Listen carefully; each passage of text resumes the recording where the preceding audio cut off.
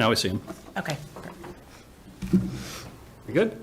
Hey, good evening, everyone. My name is Mitch Cohen. I chair the Northborough Select Board. Welcome to our meeting of the 4th of November, 2024. I will call our meeting to order. We have no members remote, so there's no an opening announcement needed for that, but I do have a couple of important announcements. First, up at our table is a new person, Steph Bacon, our new town administrator. Welcome. Thank you. Welcome and congratulations and all those good things, and thank you very much to Diane Wackel for continuing things on in a strong and excellent way over the last few weeks. So I know we'll be hearing from you, and we try to run things a little bit casually, but chime in any time. And I know you've been watching our meetings, so you have some idea as to how we do things. And also, I've been asked by the fire department to make this announcement from Chief Parenti. Given the current and expected weather conditions, I, meaning Fire Chief, am temporarily denying all fire permit requests, and I'm imposing an outdoor fire ban in the town of Northborough at least through Friday, November 8th, 2024.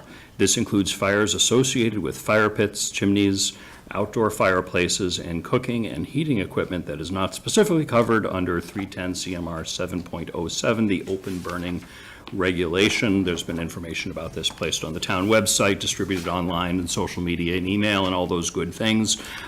Please don't do things that cause the fire department to be even busier than they are. Thank you.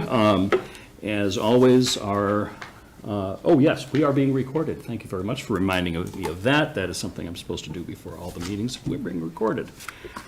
First item, as always, is public comment. If there is anyone in the audience, electronic or in person, that has anything, I saw a hand up over here. Please come to the podium. Identify yourself, let us know what's on your mind. I also see a hand up electronically, which we'll get to afterwards. Okay. Good evening. I'm Doug Stone with 33 Berkshire Road in Northborough. And with continued interest in maintenance of our police station, I wrote an email last week to the Select Board concerning the status of a facilities condition assessment report from a year ago, on October 30th, which also involves 6 other town buildings. Aside from the siding repair and painting contract just awarded last week, there's some $434,256 worth of items in 5 main categories cited as beyond their useful life. There are these 5 are plumbing, HVAC, fire protection, electrical, and site infrastructure. I was then copied on a response from our facilities manager, Sean Thompson, that the only item in the works is the HVAC system repair as funded through our April town meeting, which is still in the design phase. How long will this take, and can we be apprised of this cost? The plumbing category cites sanitary waste for $43,948. Is this for the septic system?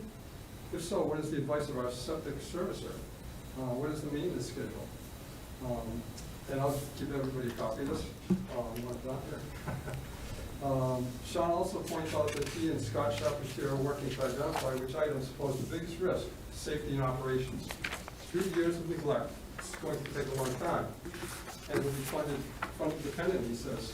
Sean also references the capital improvement program, which, if this is the same document I found online, on our government website, it refers to fiscal years 2025 and 2030. The listed needs there are for a police station and only involve security and communications updates as opposed to essential building system conditions. After reading through this 100-page facilities condition assessment report, page 94 notes that the cost models for this project were based on average service life. In short then, all of these items may not need immediate attention if they're functioning satisfactorily. On the other hand, what is concerning is the superficial approach of this report. For instance, on page 62, there is a color photo of the rear of the police station with comment, quote, "The metal and glazed doors were in good condition," unquote. Well, as we all know, a rusted hole through a rear man-sized metal entry door was discovered during siding contractor visits. This was addressed at the last select board meeting with a door on order for $7,900. This cost seems excessive. Please explain. An observation I noted also at the police station was the worn out felt insulation strips between the double front doors. This must be resulting in significant energy loss besides less than comfortable conditions inside the front foyer. There's a business right down the street They could have rectified this very reasonably. So here are two instances. The facilities condition assessment report is incomplete and missing immediate needs. While Sean said he and Scott were working to sort out what was most important as cited in the facilities condition assessment report, I have two questions. Why should they be spending time trying to figure this out? And are they working with the best information? I have a recommendation. As a professional realtor, I have shadowed hundreds of home inspectors over the years through properties I've had under sales contracts. Have any of you select board members experienced a home inspection?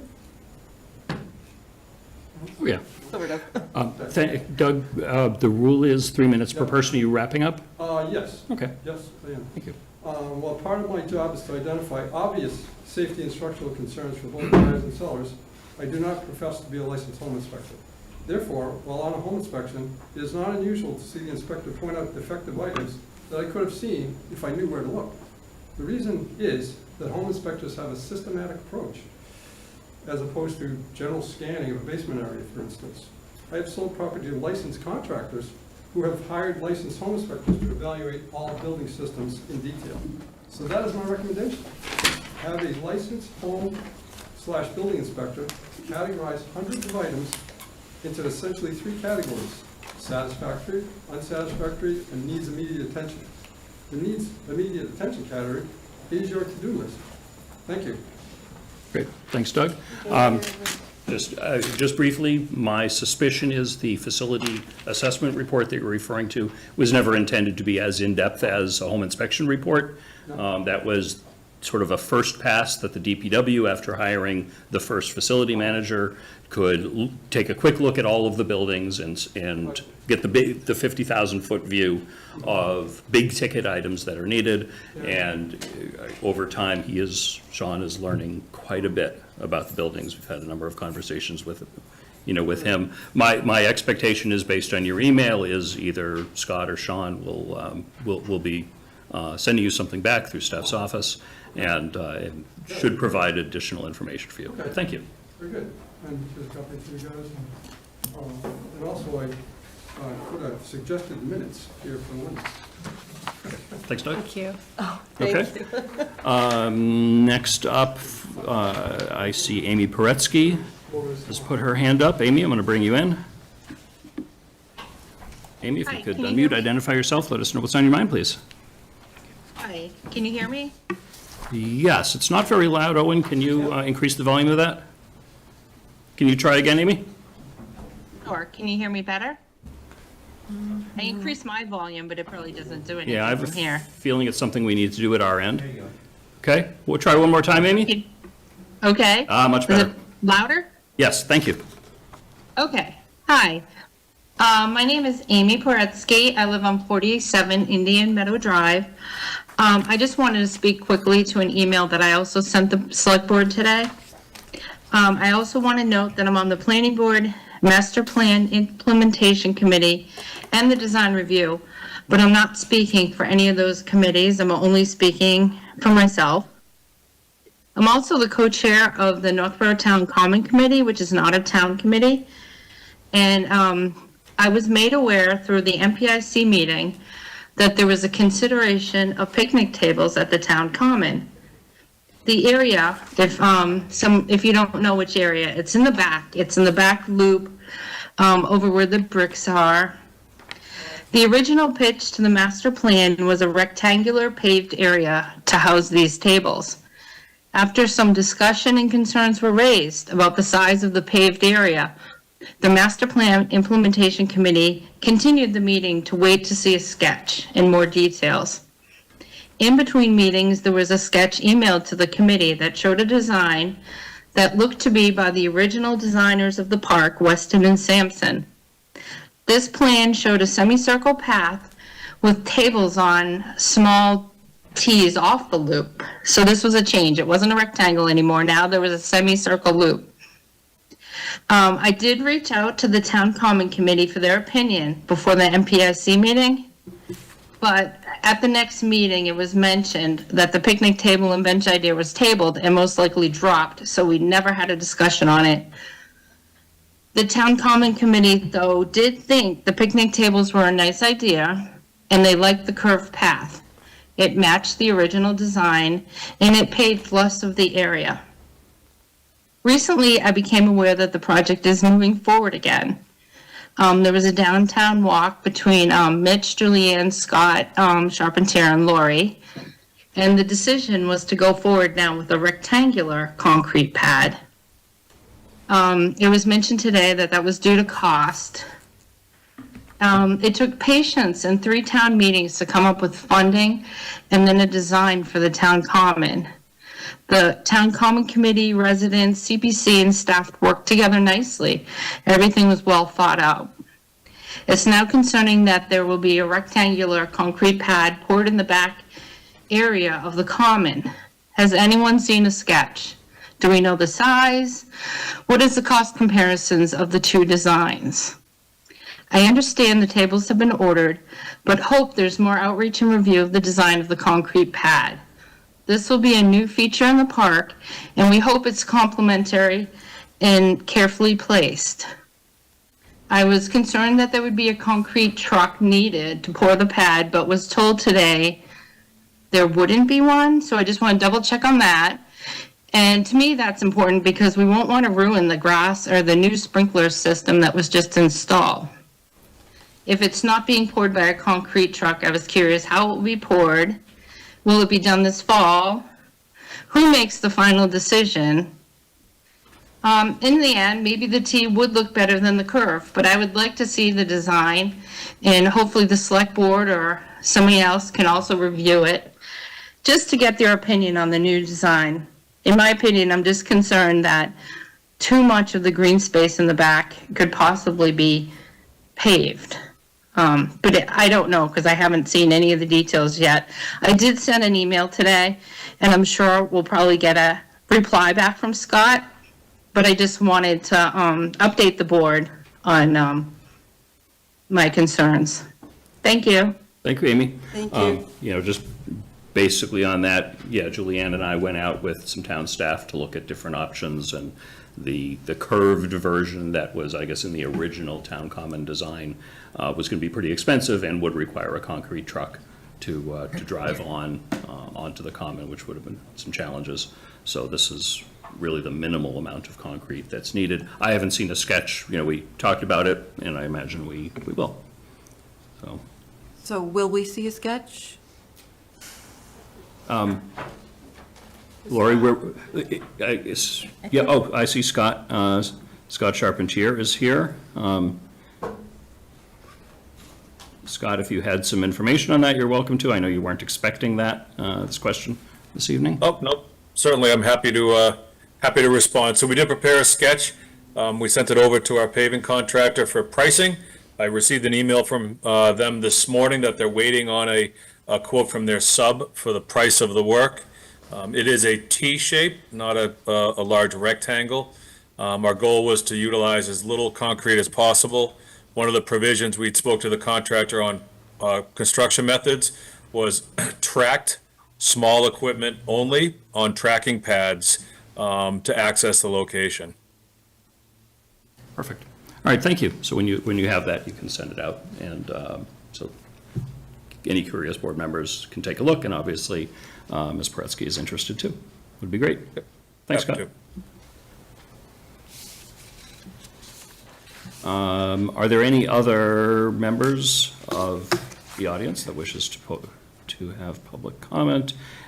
Amy, I don't know if your hand is raised again or still is, but I will bring you back in if you had anything else at this time. Yeah, I did. Thanks. As a follow-up to Scott's, I was just wondering, did you get a price for both the curve and the T? I was wondering why the curve would cost more money than the T. Amy, because this isn't an agenda item, we really can't talk about this in detail at a meeting. So my suggestion is follow up with Scott, and I'm sure he'd be happy to answer your questions. Thank you. Okay, thank you. Sure. All right, is there anyone else, either electronic or in person, that wishes to offer any comments during public comment? If not, I'll declare public comment closed. First item on our agenda, it being after 7:05, is a poll petition. I will open the poll petition public hearing to consider poll petition 309-83298 as submitted by Massachusetts Electric Company, DBA National Grid, and Verizon New England Incorporated to install a new pole with an anchor/guy wire P8-84 Ball Street directly across from P8 to provide support for leaning pole. I will bring in somebody from National Grid and Scott Charpentier. And if our new friend could come up to the table too. Josh, if you could, you're the new person here, if you could identify yourself for both for the record and for benefit of the public. My name is Joshua Van Houten. I'm the new Assistant Director of the Department of Public Works. It's great to be here. Thanks for inviting me. I'd like to go over this poll petition if you... Sure, let's just make sure we've identified everybody else. I see Scott Charpentier, I see you here. Yep, I'm here. Great. Wanted to introduce Josh, but he did a good job all by himself. I brought him on board from Westboro in the middle of August. He's fit in well and taken over a lot of the tasks that our retired town engineer Fred managed. And I believe we have a National Grid representative. I don't believe it's an AI representative. Yes, I see AI or AL/NGrid that I've brought in. If the person from National Grid could unmute, turn on your camera and welcome you, or if I've got the wrong person, raise your electronic hand. Hi there. Hi, Sal Galvin, Engineer, National Grid. Excellent, well, welcome. I'm sorry, could you state your name again? Al Galvin. Al, okay, good. So you're Al, not an AI. No. Good, No. good to know. All right, so tell us a little bit about this poll petition, if you could. Whoever wants to Sure. walk through it. Al? As far as on my side, as far as the design team, basically there's a drastic leaning to that pole there, just around the bend. And since there's a lot of tension and stability issues we have to worry about, we did decide to install a support pole across the street from it, anchor it back so we can maintain stability on those lines, and we don't have any outages or anything, or any worse leaning down the line than there already is. Okay, thank you. And either Josh or Scott, any follow-up from the town's perspective? Yeah, we reviewed the petition that was submitted. We also reviewed the sketch that was provided, and we did a field inspection of the proposed location. In addition, we have a memo from the previous town engineer, Fred Litchfield. After assessing everything, we recommend approving this petition and see no reason why it should be denied. Great. Thank you. Scott, anything to add from your perspective? No, it's at the just before Lower Woodstone, and as you're driving up Ball Street, you'll see the leaning pole on the left-hand side. It's got a substantial lean away from the road, so I think what they're doing is well needed and timely. Great. Thank you. This being a public hearing, is there anyone in the audience, whether it be in person or electronic, that wishes to come forward and offer any questions, opinions, or otherwise on this item? Seeing none, going once, going twice. All right. Is there a motion to close the public hearing? Could I ask a question? Absolutely. I wasn't really sure where it's located. Woodstone, I believe, is the development, right? The beginning of the development that's off of Ball Street? Is that correct? Right. So it's on, you're on Ball Street and you see this, right? Yes, Going when up you're- the curve and Woodstone is here? Right. So where is it on the? Yeah, we have a map in our I packet. did, I looked. Yep. But it doesn't Oh, show. I can where it provide is. you a different map here, if you'd like. A different one? Yep, this was provided from National Grid. Okay. Thank you. The location of the pole is next to the off-ramps for 290. There's no houses on that side of the street. There's no driveways, no sidewalk or any other infrastructure. We don't believe it's going to cause any problem with anything out there. Okay, so it's really just on Ball Street, It's by on- the highway. Yes, yes. And if you go out there, you can find pole number 8. And across the street, you'll see a white mark with an arrow pointing to a stake in the ground. Anybody want to see this? You saw- So wanna see how's this? it going to be done? You're doing it across the street? Yeah, it's a support pole, so the one pole will be put in and then a wire will be put across the street. I believe that's what National Grid has proposed. Right. Yeah, pole-to-pole guy wire will connect the two, and then the new pole will be anchored back, so that doesn't have any issues, but that's just a thin, straight cable connecting the two poles. And do you put anything on it so that, like they do with really high flying, anything like a ball or whatever to see it? Or how high is it above on the pole to pole? Is it 10 feet high? Is it No, 12 feet high? no, Is it it'll 15 be, feet high? it'll be over 20 feet high. 20 So feet high? there's no issues with trucks going underneath it or anything like that. Okay. About the same height as utility wires, right? In that, Yes. that range? Yep. yeah. Yep. Are there any other wires like this on Ball Hill currently that are supporting other? I didn't see any other wires out there on Ball Street. This pole is leaning much more than the Yeah, other. no, I understand. I know the There, area that you're so- talking about. So the goal of this will be just to pull that one back straight? Yes. And what's causing the pressure that's causing that lean? on I the pole? think National Grid might be able to tell you a little bit more, but there's a lot of utilities, wires up there, so it's a significant amount of weight. I'm just wondering if this is Yeah, gonna, over ti- yep, Over time, the soil gives way, things of that nature. So it eventually happens to most of the poles. Since you're dealing with grass and things of that, the earth shifts over time. So if the pole's quite old, it's moved over time. So is this gonna need to be done to other poles that are along Ball Hill? that depends on, if the town reports it or, someone in the area thinks it's a safety issue, then we'd go out and address it. We're not actively out there necessarily looking for them, but if someone reports it, we'll certainly open up a request and do something similar to what we're doing here now. And who owns the other piece of property where the new pole is being placed? Is that our town land? That would be on town property, within the town right away. Okay. The pole and the guy wire, the support. And does anything else, are there any other underground wires I mean, is it a neighborhood, you drive it a lot, I don't.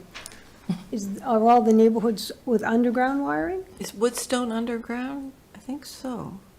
There's no other public utilities in that area. I don't know about any private utilities such as communication or anything. I would assume that those would be up on the poles.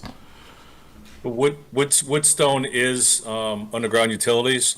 This location, when you turn onto Ball Street, take a right from Church, you pass the farm stand and the Davinian farm stand. Before you get to Lower Woodstone or Ball Street, where the curve is, this pole is on the left-hand side. It's surrounded by woods, and across the street is just woods from the roadway over to the ramp. Okay, so it's really Davidian's land, I mean, if you're saying the left side would be the north side, so to speak, of the road? So it's What's along that? the town it's within the town right of way, on adjacent to the property of number 39 Ball Street. And that's a private home, right? Yeah. Yes, yep, private home off the road. The existing pole is in the right of way. The new support pole and guy will be in the right of way as well. As you guys were doing the assessment, did you see any other poles that you think may be at risk? Not in that general area, but Ball Street is fairly long. We didn't go all the way up to the farm up there. Yeah. So we didn't see anything else that really stuck out.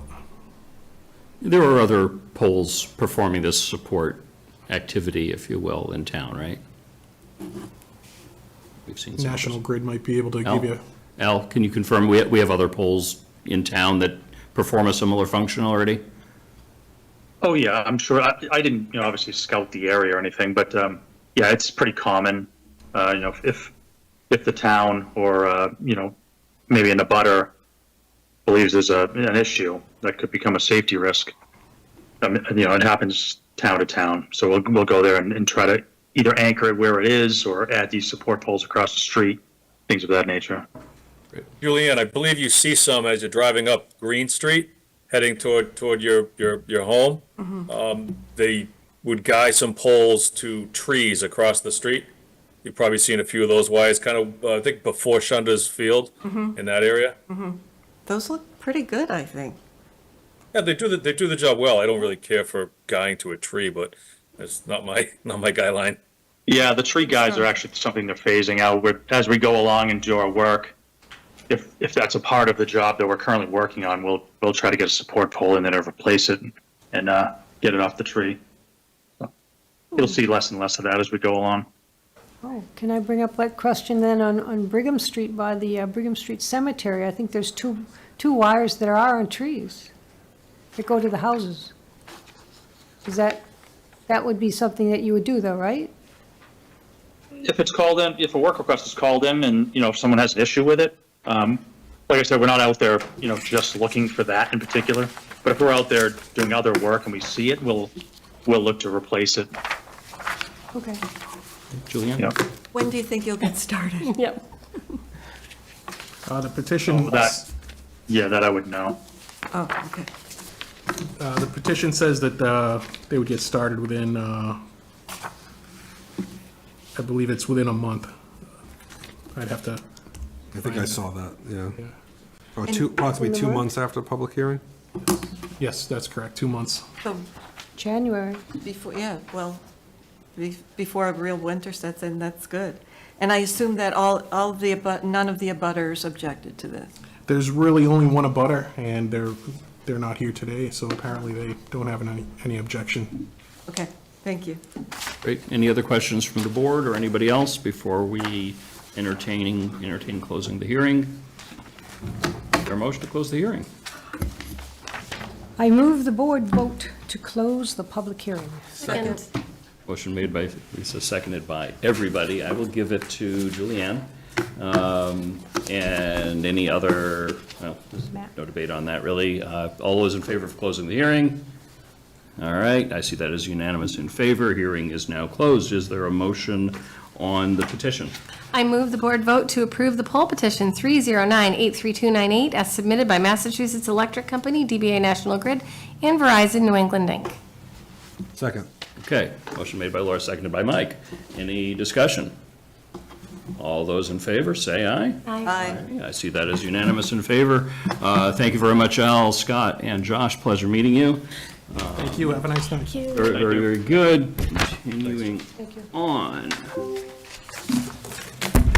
have 198 Boundary Street Affordable Housing Review with Rick Leaf from the Northborough Affordable Housing Corporation and Debbie Maruka Hoke. I hope I pronounced that properly, from the Habitat for Humanity. You did, nice job, thank you. Great, thank you very much. I know, Rick, you had sent me a presentation earlier. Yep. Let me go ahead and get that going.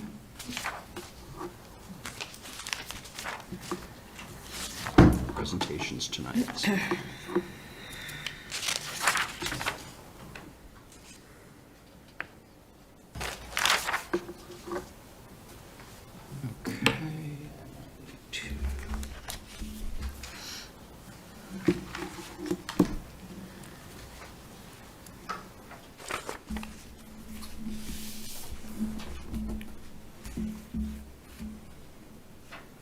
All right, I trust that is your presentation. That is the presentation. Excellent, and I trust that's going out to anyone interested. I'm not doing this in play mode, so you'll see the placeholder text and things like that, just how I have to present it this way, so. Okay. Never mind the click to add subtitle and all of that, but we'll get there. Okay. Great, why don't the two of you introduce yourselves and let us know what's going on? Yeah, why don't you just move to the next slide? That'd be helpful for the introductions. So I'm Rick Leaf. I'm a member of the Northborough Affordable Housing Corporation, and we're partnering on this project with Habitat for Humanity, Metro West, Greater Worcester, and Debbie Maruka Hoke is the executive director of Habitat for Humanity, Metro West, Greater Worcester, which was a name that I kept saying Greater Worcester, Metro West until Debbie corrected me, and so we now have it proper as Metro West, Greater Worcester. And we're here tonight to talk about a proposed affordable housing project down on Boundary Street. Originally, we had thought that the street addresses were going to be 188 to 198 because the abutting properties were just less than that. But Lori Connors, our planning director, who I want to thank very much for all the help she gave us in this project, pointed out to us that the actual street addresses, if this project is approved and built, won't be assigned until the assessors see what the project is after permitting. So the official address of the town-owned land is 150 Boundary Street. And so tonight, we'll be referring to 150 Boundary Street. not 188 to 198. That was something we learned along the way, kind of thing. Okay, let's move on to the next slide. I just want to spend a couple of minutes and talk about the Northborough Affordable Housing Corporation. As it said in the memo that we put in your packet, we're a private 501c3 nonprofit. We were formed in 2008 by a number of residents in Northborough that had a concern over the development of affordable housing in town, and frankly, we had seen over years affordable housing money being set aside through the Community Preservation Act and no projects being proposed to do anything with that money.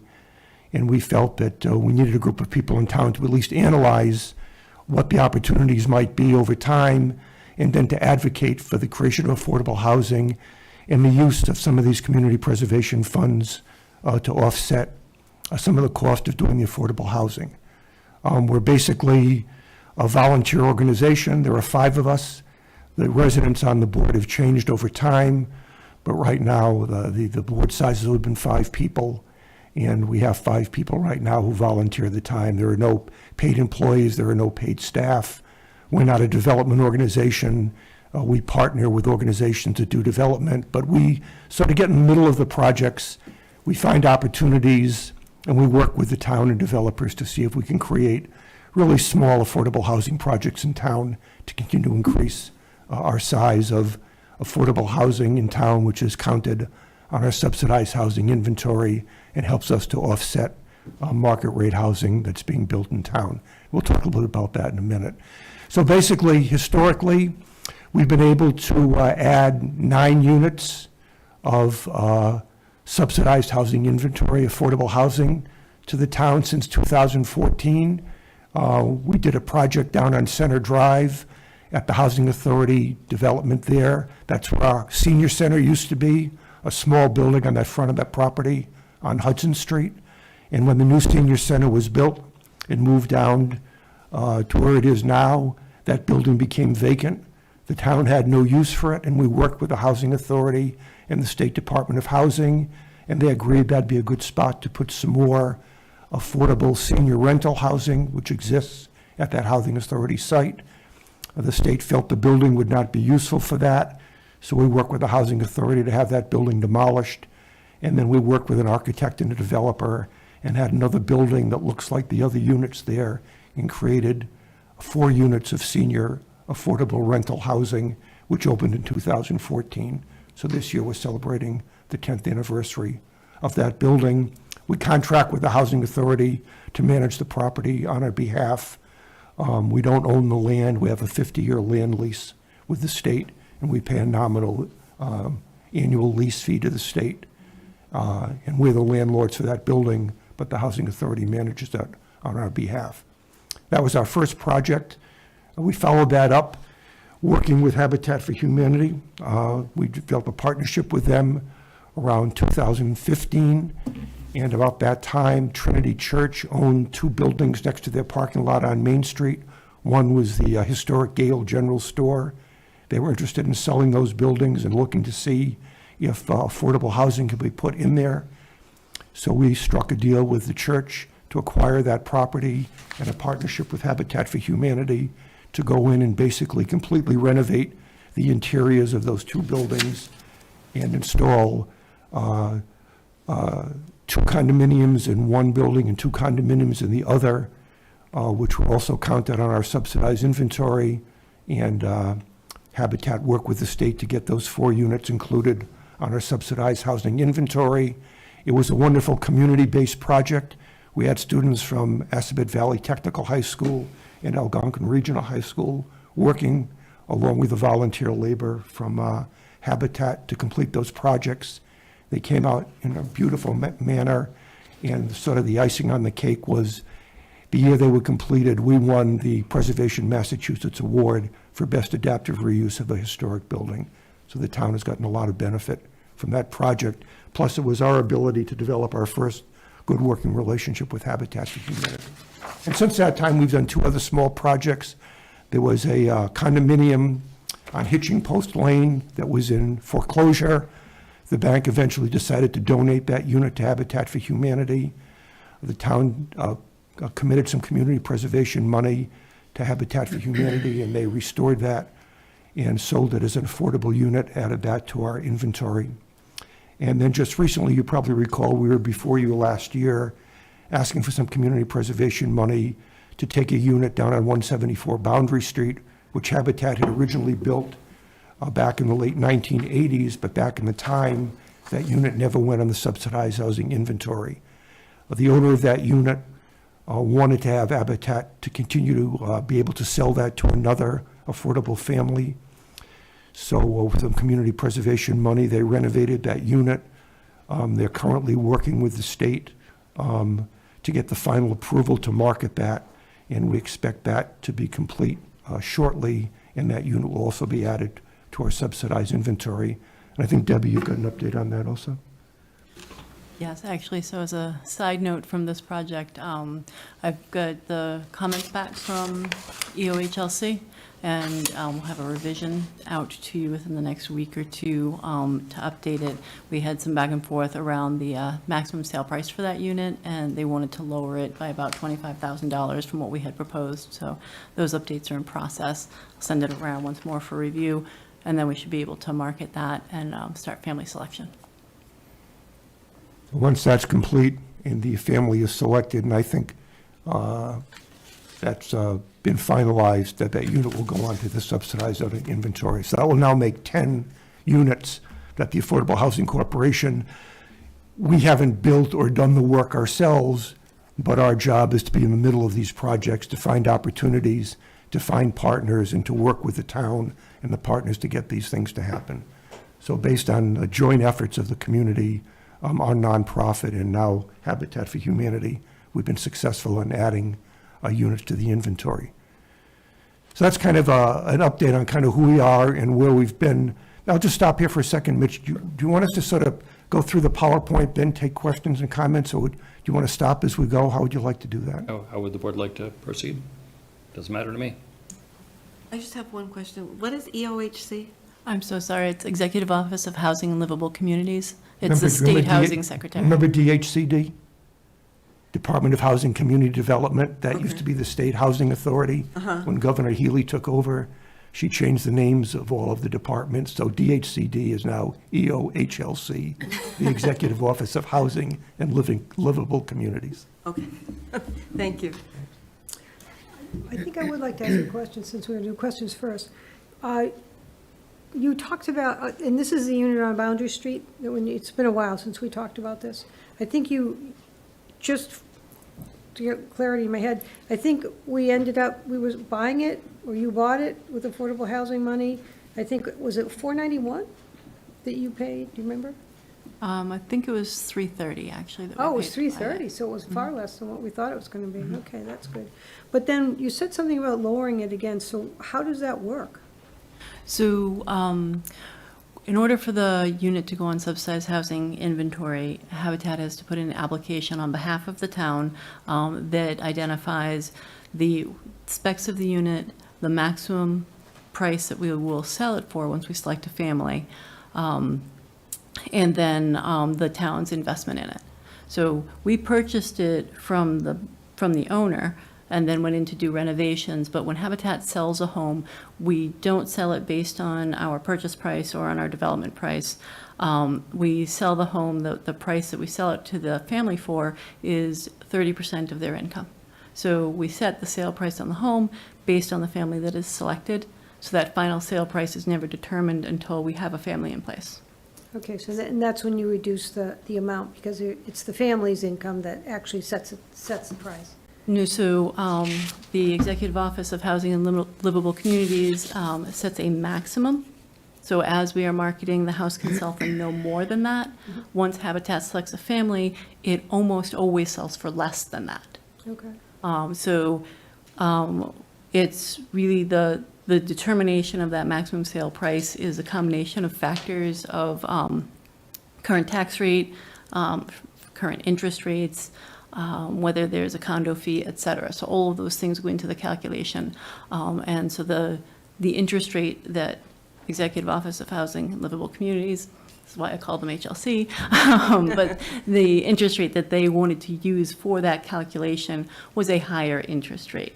Habitat partners with banks so we can get lower interest rates, which makes it so that we can both ensure that the price of the home is affordable for the family, but also maximize the sale price for the home so that Habitat can continue to build more homes. So we walk that line, but we negotiate with EOHLC on what that maximum sale price is for each home that we build. Okay, and that includes the interest, obviously, because they have to pay Yes. for that. That's right. So when you say the bank said it was a higher interest rate, is this a bank that they normally use?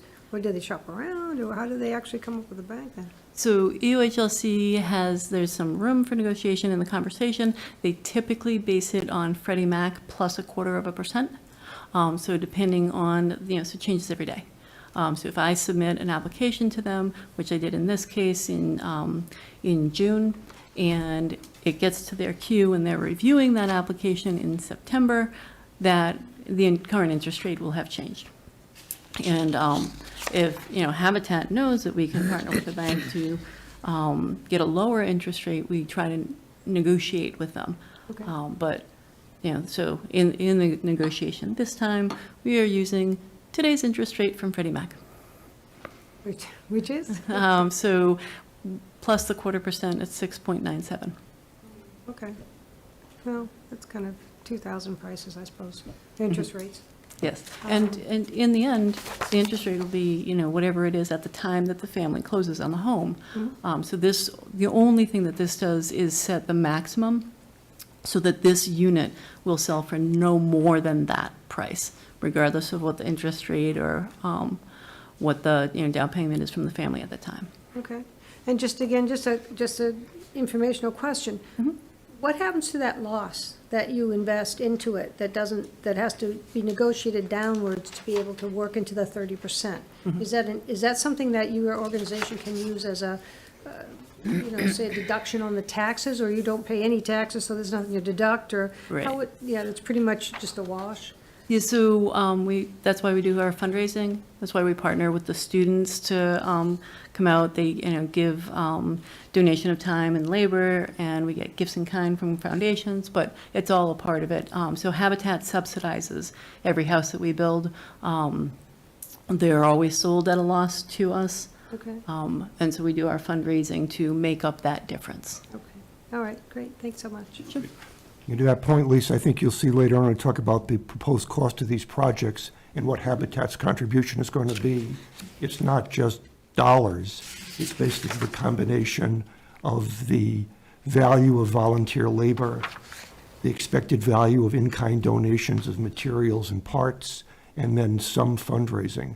But a big portion of the cost that Habitat is going to assume is the volunteer labor and the donated gifts and materials that they get to do the project. So there's not a lot of out-of-pocket. In fact, most of the dollars that may flow in might be community preservation dollars that we provide, or real dollars.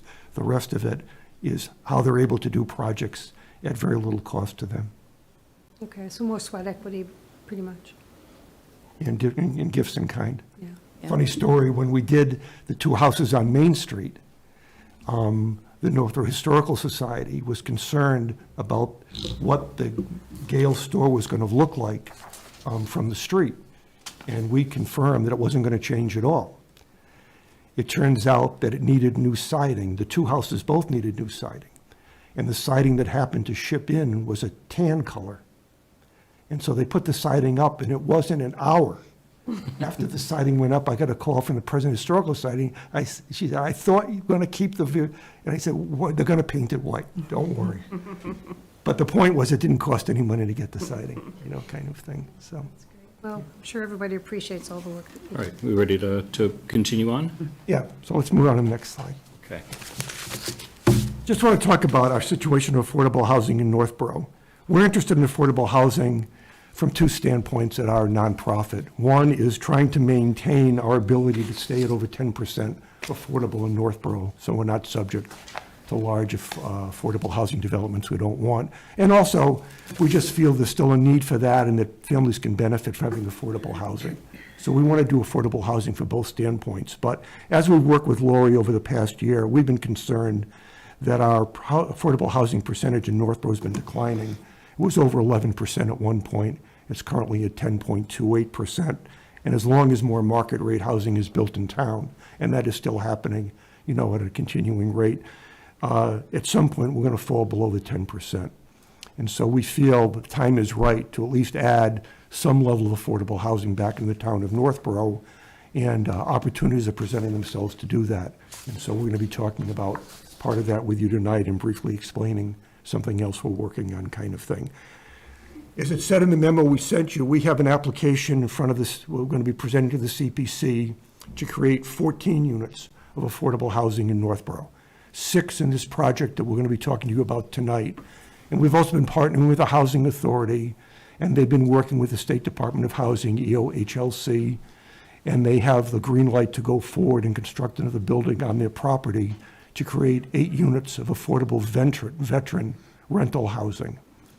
And they're looking for community preservation contribution towards that also. So the 14 units that we're proposing in one application to the CPC are 8 units for the Housing Authority and 6 units down in this Boundary Street project. Because the Housing Authority already owns that campus up on Village Drive where they want to put this building, there's no need to have any discussion about transferring property or land. They already own the land and they have available land to build on. So basically, they can go forward with the CPC and the state, and it's going to be pretty much a 50-50 split between money the Housing Authority has and community preservation money they're looking for. The town will be doing about 55% of the project, and the state will be funding about 45% of the project. The Housing Authority Director informed us that he thought the best chance of success with EOHC was if the town provided a little bit more than 50% of the project cost. There are available community preservation funds to do that. So the 14 units and the increasing of the percentage from 10.28% to 10.51% is a combination of the Housing Authority project and the Habitat for Humanity project. But tonight, we'll be discussing the Habitat project because we're going to be talking about town-owned land and a process for getting that transferred to Habitat. Sorry, did you say there's going to be veteran-specific homes? And which location will that be? That's going to be at their Housing Authority Okay. property up on Village Drive. And Colonial Village is the name of the campus up there off of familiar. Summer Street. And will they be Northborough veterans? Will they be able to designate So local that? preference will be offered to Northborough veterans. There's a waiting list, a statewide waiting list, but local preference will be offered to Northborough veterans, just as this project will offer local preference to Northborough residents. Can you please remind me what local preference criteria are? So it depends on the number of units being built and the income level being targeted, but it's typically about 50% of the units go up for local preference. And local preference means either residing in or working in the town of Northborough. And so if 10 people from Northborough who are veterans apply, then in theory, 5 or 50, like half of them would get, or half of the units would go to a Northborough veteran? So in this case, this project is proposing 8 units. So 4. 4 would be open on local preference. There'd be a lottery run to fill them. And basically, there'd be 2 buckets for the lottery. All the qualifying income, Northborough workers or residents would go in one bucket. The rest would go in the other. The first 4 names would be drawn out of the Northborough bucket. The other people in the Northborough bucket who weren't drawn would go into the general bucket, and they have a possibility of being drawn out of that bucket. When we did the project on Main Street, I think we had 3 of the 4 units went to Northborough residents, just because one of the Northborough people got pulled out of the general bucket. Okay, So that's how that works. thank you. I'd like to ask another question about Village Drive. We had hoped to put one in there before. Is this the same area that you're looking at? Yep. And what's there now, I thought there were 4 units per building. Are they 8 units per building? The building. They're 8 units per building, or like, what, just 1 bedrooms, then I would Yes, imagine? they're all 1 bedroom, So it's 2 stories. 2 stories, yeah. What will you do for the extra parking that it will require, since they have a problem with parking down there? The Housing Authority Director has got a plan for that. The presentation is going to make to the CPC. We'll get into the project in detail. I don't have all the details of his project tonight. Okay, great. But he assured us that he had that figured out with the design of the project. Okay, thank you. Ready for the next slide? Next slide, yep. So one after That that. just introduces what we're going to talk about, so let's go to the next slide. So this is where we are down on Boundary Street. The top of the map there where it says Dog Park is the westerly part of that property. That's where the dog park is being constructed right now. As we move east from the dog park, we have a duplex, which the Housing Authority has owned for since the 1980s. That's affordable housing. That's a Housing Authority rental property. The next two properties are duplexes that Habitat for Humanity built there in the late 1980s or 1990s. I'm not sure the exact dates. So the duplex in both, and you can see 174 is the one we just talked about. That's the one that's being completely renovated and will go to a new owner fairly soon, kind of thing. And then next to those two lots is the parcel we're talking about, 2.07 acres, that we're proposing we do this project on. If we move east from there, there's another single-family home next to that. And next to that, there's a small subdivision on Windsor Lane off of Boundary Street. So that's kind of the location of the properties. Everything in the back here, which has nothing in it, is still town-owned land. I think Lori can confirm there is access back to there, Lori, from Boundary Street, I think. There is that the little space in between 164, 166, and 174, 176. There's frontage there, as well as there's the frontage where the dog park is. Now, the back of that property, you can see from some of the elevation there, there's some hilly areas, there's some wet areas back there, so the overall usability of a lot of that property is kind of limited. But the property we're proposing here down in the front and working with Lori has been determined that that is a good piece of property to build some housing on, kind of thing. The reason that we sort of stopped the parcel where it is sort of in the back there, as you can see, there's a fairly significant upslope or rise in the property there, but that 2.07 acres would be effective for building some housing in that area there.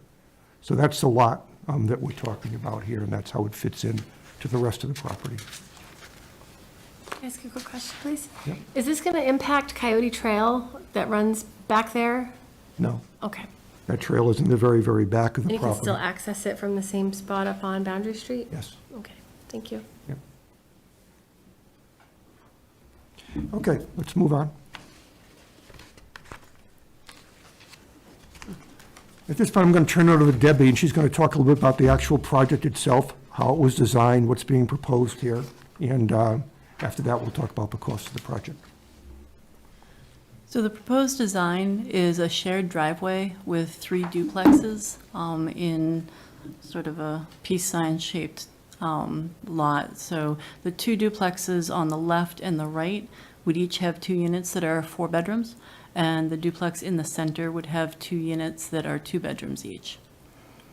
We actually had a little bit of conversation with Northborough Affordable Housing, and then followed back up with Lori Connors about parking, and have a proposal to revise this design slightly to add 2 extra parking spaces for guest parking as well on the outsides of the 2 4-bedroom units. So it'd be two only or 2 each? 2 guest spaces only. So a total of 2, 4, 6, 8, 10, 12, be 14 total spaces. 2 for each unit, Right. and then 2 extras. All right, is there a way you could put a little bit more parking, like making it 2 on either side? Because it seems to me that in most cases where there's condos and such, somebody has some work being done, and the fellow who's doing the work, the electrician, needs a place to park.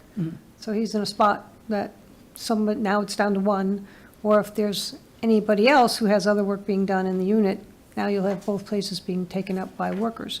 So it seems as if you have the land and it can be done in a way that's not going to be ruining the lawns, or, having that, too much of that pervious surface. Is there a way that you could add a little bit more to that? I believe there's enough space in there. We can go back to the engineer. I also expect that we'll have some detailed discussion in design review around, exactly the layout of all of those things. But there is space for flexibility and, to allow for some modifications. Okay, so I think that's the latest trend now, is never to have enough parking. I had the same thought for a slightly different reason, that particularly the four-bedroom units, you're anticipating that there will be kids living there. If there are a couple of kids living there of driving age, and if they happen to have a car, then all of a sudden, 2 units, 2 parking spaces per unit would be insufficient for something like that. So I think planning for a little bit more parking space would be good, so that you don't end up with people parking on the grass on a regular basis. Right. Is there a reason you're putting so many 4-bedroom units there? Because they're going to be very small bedrooms based on the square footage. So the design that we have, the 4-bedroom plan,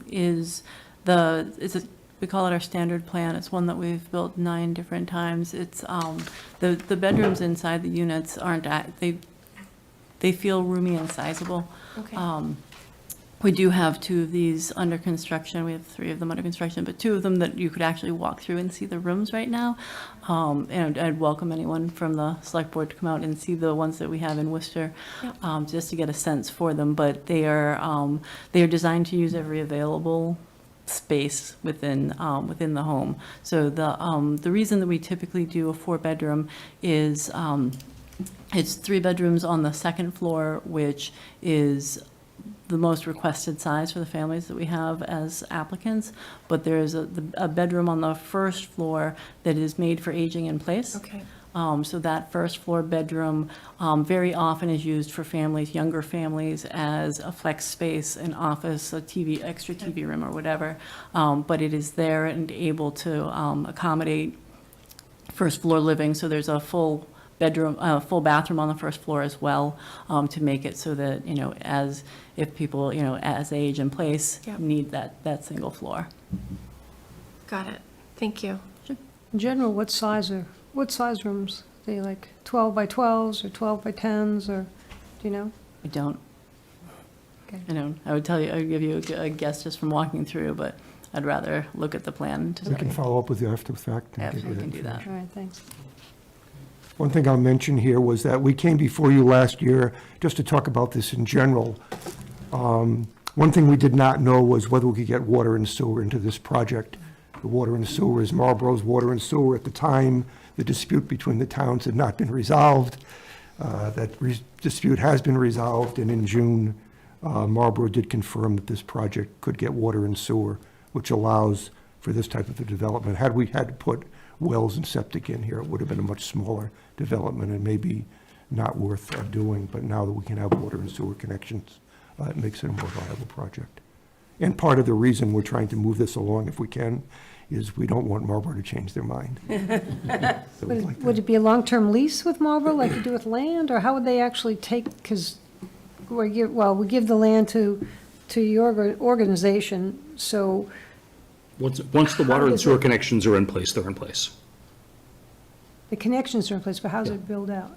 I mean, is it a lease type of thing? No. No? No, they would, So they would always be paying Marlboro?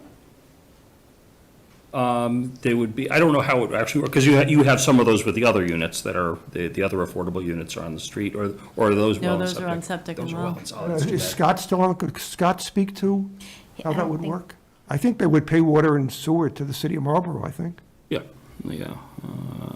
Unfortunately, let's see. He is Well, it's not part of on an the line HOA anymore. though, No. right? I mean, it's I part of believe an he had HOA another anyway, so commitment. it doesn't really matter, because they take everything under consideration with an HOA. I'm assuming they take taxes, right? Or maybe affordable housing doesn't pay taxes, do they?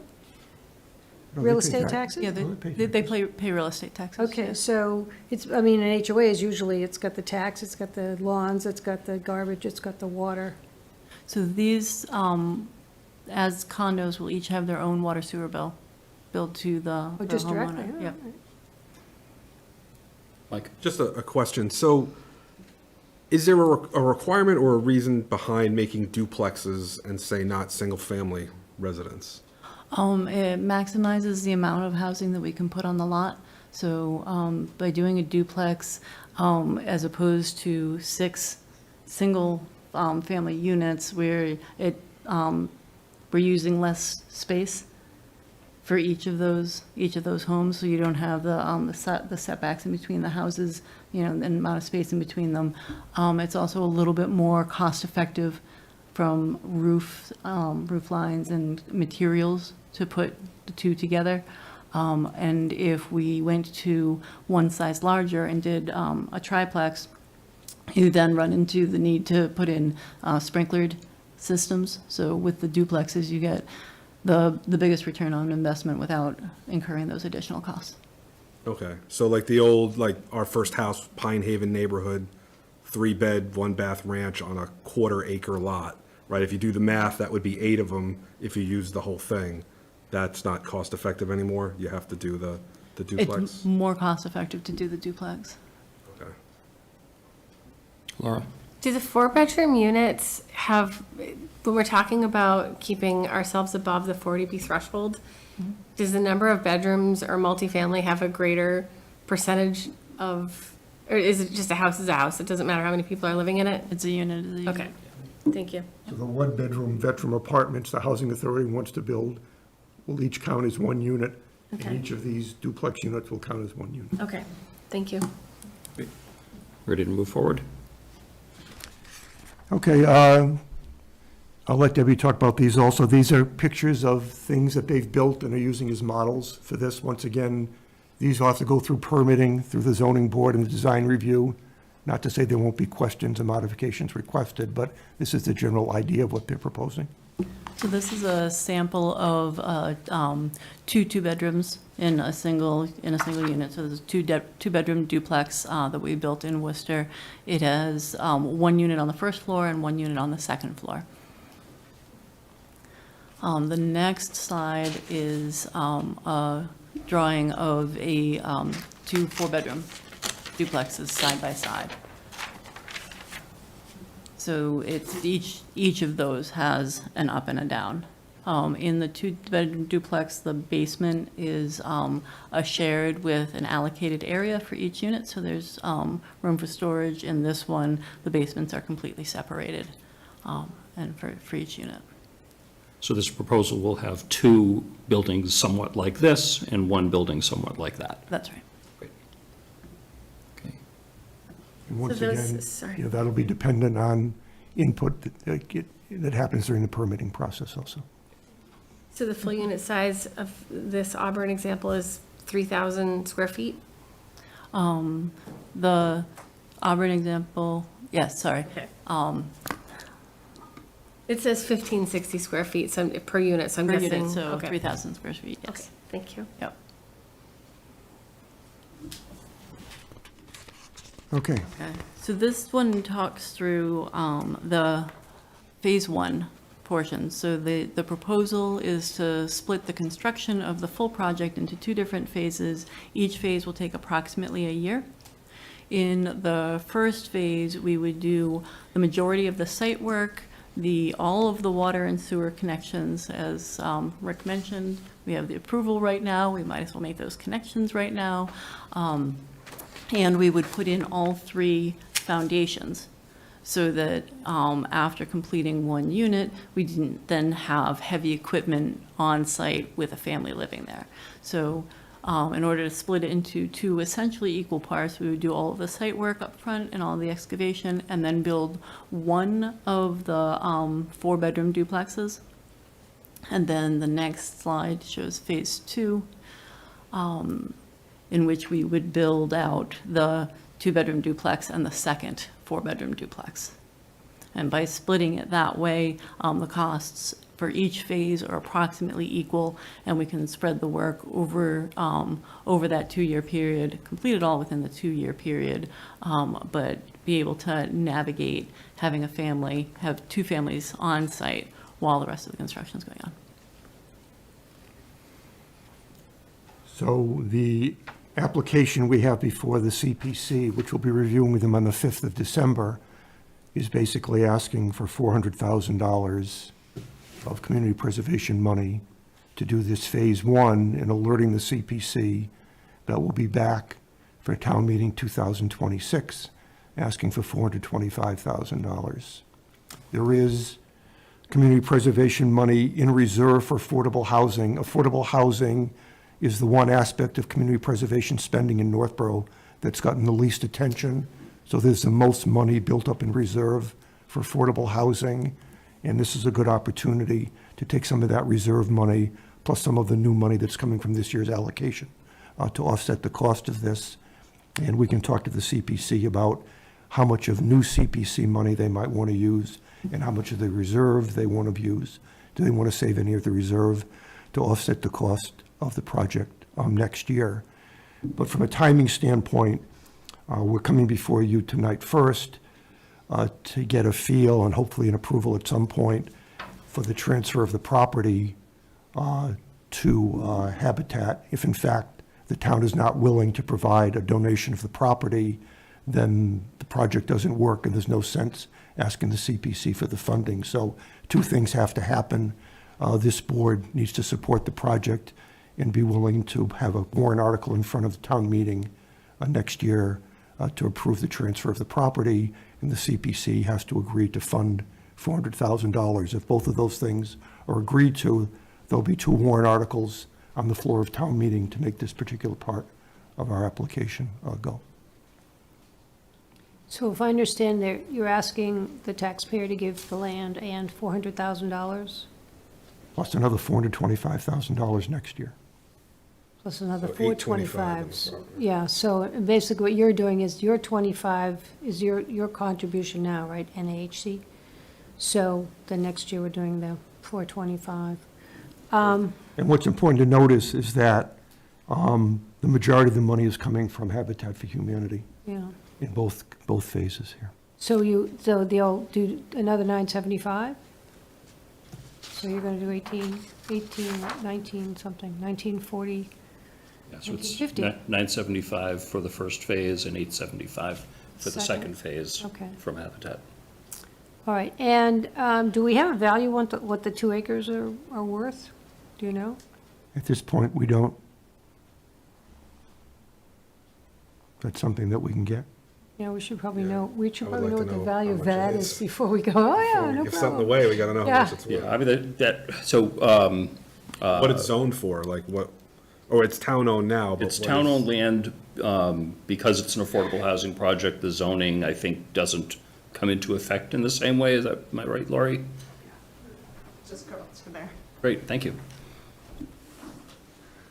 So this parcel of land is zoned residential C, which is primarily a single-family zoning district. Duplex is allowed, multifamily is not.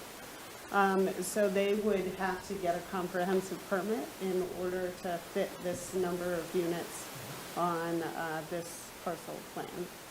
So, of course, it is town-owned land, so we could ask me to do a value of the parcel. I didn't ask that question, but we can certainly get you that information. I'd like to see that. And I had another question. Has there been any other interest in that property from other developers or businesses that would be interested in doing? Well, it's a single-family zoning district, so business isn't. I'm sorry, I meant, allowed. were there any other developers that were interested in that property for a development? Well, of course, it's town-owned land, so we haven't asked that question. Okay. So We never marketed it. It's been owned by the town for a number of years now. Okay. As part of this process, should town meeting agree to allocate a portion of this land for affordable housing, then it will have to go out to bid. So we will have to release an RFP for affordable housing from other firms, not just Habitat. So we'll see what happens at that time. It is possible that other affordable housing developers may be interested in doing the project. Thank you. And do they have, how did we end up coming, how did we obtain this land? Was it donated? Are there any restrictions on it? No, the town bought it a number of years ago for for the purpose of constructing a sewer treatment plant. And the state decided that the town should not have a sewer treatment plant, that they should join with the city of Marlborough. And as you know, there's a sewer treatment plant across the street on Boundary Street. So, the purpose that it was originally acquired for was no longer applicable. And so the land has just been sitting for all of this time with no clear purpose in mind, which is why we hit you up for the dog park a couple of years ago. And now there's the interest in doing the affordable housing development. I imagine that the other affordable housing projects were carved off in time, similarly. And is there enough frontage for this many units on that piece of property? Well, because it's a comprehensive permit, so the way a comprehensive permit is, essentially you throw the zoning book in the trash, and that doesn't matter. And you develop a project that you think that the land has the carrying capacity for. And you take into consideration distance between buildings for firefighting purposes, so usually that's 20 feet distance between buildings, and parking requirements. You look at the topography of the land, you look at whether there's sewer service or water. So all that goes into the number of units that are ultimately proposed. And then the ZBA makes the decision as to how many will actually be allowed. Okay. Thank you so much for all those answers. Before you go down, just to refresh my memory now, so what's the step-by-step process? If we say, okay, we agree to this, it still has to go to town meeting. The town meeting has to say that we agree to this. Then you go out and get the value of it and put it out to bid to anyone? So you are correct, the first two steps. Then the third step is we have to issue an RFP.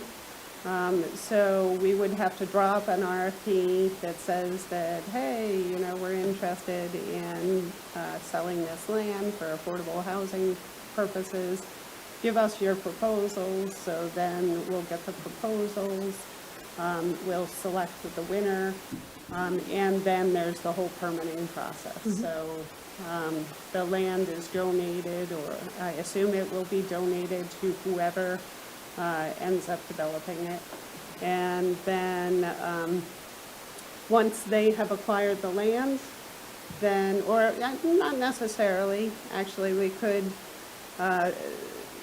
do a contract that says that you have a certain number of months to obtain the permits that you want, and subject to the approval of the permits, then we will convey the land to you. So oftentimes that's the case. So it could be one or the other. And then once they get the permits, they're free to start construction. And do they have a timeline of construction? Like, sometimes you have developers, if it doesn't happen to be you that does win the bid, then another developer comes in, wins the bid, and then goes bankrupt. What happened? Well, I would definitely recommend that in the RFP, the town specify certain milestones, and then the conveyance is based on those milestones. Okay. And then they might have insurance or something for that if they're not able to, or do you just then take the land back and go through the whole process again? So it all depends on how the RFP is written. So typically what would happen is they would have to provide like a financial pro forma. So they would have to demonstrate that they have the financial means and the experience to take on the project and accomplish it. Okay. And so you still have a couple of hurdles to go through. This would be one, town meeting would be the second, CPC money at town meeting would be the third, right? And CPC in December would come long before that. So they need to present to CPC Community would have to agree to Preservation. put a warrant article on the warrant On the of the warrant. town meeting approving this $400,000. Okay, so And the you're, town would have to approve it, so there's, all right. we So take 2 warrant articles to approve this particular project. And then, if that all happened, then the RFP would go out. We had an opinion from town council that I was able to get for us today that verified that. He said that the RFP could restrict the proposal to only creating affordable housing on the property. Debbie has told me that they have experience with this. They've done this in other towns where they had to respond to an RFP, and they've also been able to specify that it could be a nonprofit affordable housing developer. You could specify that the target affordable housing range is no more than X% of median income. And the more you do that, it sort of narrows down who the prospective bidders would be. If in fact the agreement is what we want to do here is build affordable housing.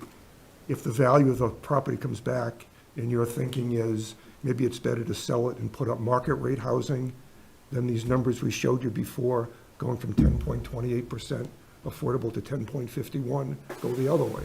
If we build more market rate. So one thing we have to decide is, do we want to build more affordable housing in the town of Northborough? And the 6 more units on this property, a good step in that direction. If that's kind of where we want to go, then donation of the property to a nonprofit affordable housing developer is the path to follow. Yeah, I think it's important to recognize the value to the town of affordable housing isn't just we have some housing that is affordable to residents of the community, but it keeps us above the threshold where a non-friendly 40B could come in. And, I used to live in a town that happened to, and there was a prime industrial piece of land that we were looking to market to offset the tax rate and do all the good things. And we were under the 10% threshold, and somebody, developer came in and said, guess what, I'm building duplexes on your industrial land. And that's the end of it. So it's really important for the value of the community to take advantage of that. Laura and then Mike, I think. So I definitely understand the value and the need for affordable housing, but you raised a good point. If another affordable housing organization ended up responding to the RFP and won, do we still contribute that 400,000, the CPC contribution 400,000 and then 425,000? Is that still part of this, or how would that happen? Well, the application is being proposed to fund Habitat for Humanity, not a nonprofit housing developer. So my sense would be that if in fact someone else gets chosen, that money would not be available to that organization. We may have to go back to town meeting and consider a reallocation of that as one way to resolve that. But if the money's going to Habitat for Humanity, no matter what, Well, it's not necessarily. If in fact we do an RFP, and if in fact the town chooses a different nonprofit developer, there are others besides Habitat for Humanity, the warrant article is going to specify the $400,000 is going to go to this project that Habitat for Humanity has proposed. And if somebody else gets the project, they may propose a completely different development of affordable housing on the property, wouldn't conform to this plan at all. So to a certain extent, we would go back. My sense is that for the number of units being built here and the target audience, that Habitat for Humanity is going to be the most viable choice. That's not to say there won't be other proposals. My sense would be they'd be very limited if anyone else would propose this project, because building 100% affordable units with no market rate units will basically eliminate all the market rate developers and the large Boston area non-for-profits, like the company who came in and proposed the White Cliffs project, won't propose a 6-unit project in a 2-acre lot. And there aren't a lot of other alternatives, which is why our nonprofit has been partnering with Habitat on all these smaller projects. I just want to make mention that I do see an electronic hand up in the audience. I think we should get through our presentation, then I'm happy to take questions and comments from the audience. Mike, did you have your hand up? Yeah, and I think we kind of answered one of my questions was basically how does Habitat for Humanity lose the RFP? And it kind of sounds like based on the project, what's being proposed, and how the RFP would be set up and structured, not that you're setting it up for Habitat for Humanity, but like you said, you're limiting the pool and it's basically who you're partnering with, who, you know, the idea would be they'd be getting and winning the RFP bid process. Just curious, a question on the 40B process, and not to get too sidetracked, but how often is that percentage reviewed? Is it based on sort of just like point in time, you're at 10.5 or 11 or 11.5, or is it when somebody brings a possible 40B development and then it's reviewed and said, no, this is where Northborough is, so you're either above or below and you can move forward? How does that Annually. work? So it's annually? Yep. Okay. So what they're looking at is they're looking at building permits. And so they ask the town for the number of new residential construction building permits that are issued at least per year. And that goes into the calculation. And the rate of drop that was referenced on a slide from 11 to 10.28, what time frame is that over? Oh, boy. I think it might be from 2012 to today. Because there was a housing production plan completed in 2012, and I believe it was over 11% at that time. Okay, so over a 12-year period, that's approximately how much it went down. Okay. Julianne? So it's my understanding that Northborough has been and is keeping up with their requirement of percent of affordable housing, where we're in a 20% bracket of towns in Massachusetts that have done that. So I think we have to be proud of Northborough that we're in a safe spot, and compared to some of our friends and neighbors, we're doing a really good job. Yes, absolutely. Yep. And our position as a nonprofit is to continue to allow us to do that by proposing fairly reasonable small-scale projects over time that help us keep our head above water. We're not going to come here and propose a 175-unit project. I mean, our sweet spot is 2, 4, 6, 8. I mean, that's kind of the world we live in, kind of thing. That's why both of these projects that were proposed to the CPC were attractive to us. Steph? I'm just wondering, they're coming to us with affordable housing, so if the board would like to go that way, why would the warrant be set up $400,000 from the CPA fund for Habitat for Humanity, when then it would go to an RFP and it could possibly not go to Habitat for Humanity? Shouldn't it be written to, put $400,000 from the fund toward affordable housing, then go the route of that RFP, and we could put, or you could put certain provisions, a nonprofit, and then it wouldn't get shot Yeah, I down. think if it can be done in such a way that the board could decide that, basically we wouldn't have to go back to town meeting again, Right. then Right. that definitely provides us some added flexibility. I'm just saying, because then it's dead in the water if the warrant article stipulates Habitat for Humanity, if you didn't get it through the RFP process, so, The yeah. reason we've been sort of concentrating on Habitat is because they've developed a solid track record in the town of Northborough for doing this. Oh, So absolutely. people would feel comfortable if they knew, if we're going to do this, Habitat's going to do this. And there probably aren't a lot of other organizations that do what you do. There, not a lot that are willing to take the loss per house that we do. There are other folks who are in this space, though, so, some of the recommendations that, I would have in the writing of it is to, stipulate that for the project, you want it home ownership as opposed to rental. You want the, deed rider in perpetuity, keeping it affordable. That, specifying what the percentage that you want to go of AMI. So how affordable do you want the units? And then within the RFP, some of the things that I have seen in working with other towns is there's also typically a land development agreement, which answers some of your questions about how do you specify timeline and milestones. So those agreements come, after the RFP to ensure that whoever it is that does do the development meets the requirements and, meets all of the restrictions that you want to make the project. So, Right, and you create deed restrictions as well, Yes. so, and that's a lifetime of the deeds. that's right. So that's, now, all of this information and writing it up, who's responsible for putting the, is that all in the RFP, or is it in two different places? Because you got to make the deed, right, and that's a separate situation where the deed's going to be made with this provision. So, And- yeah, so it would be up to the town what stipulations they would want to put in the RFP.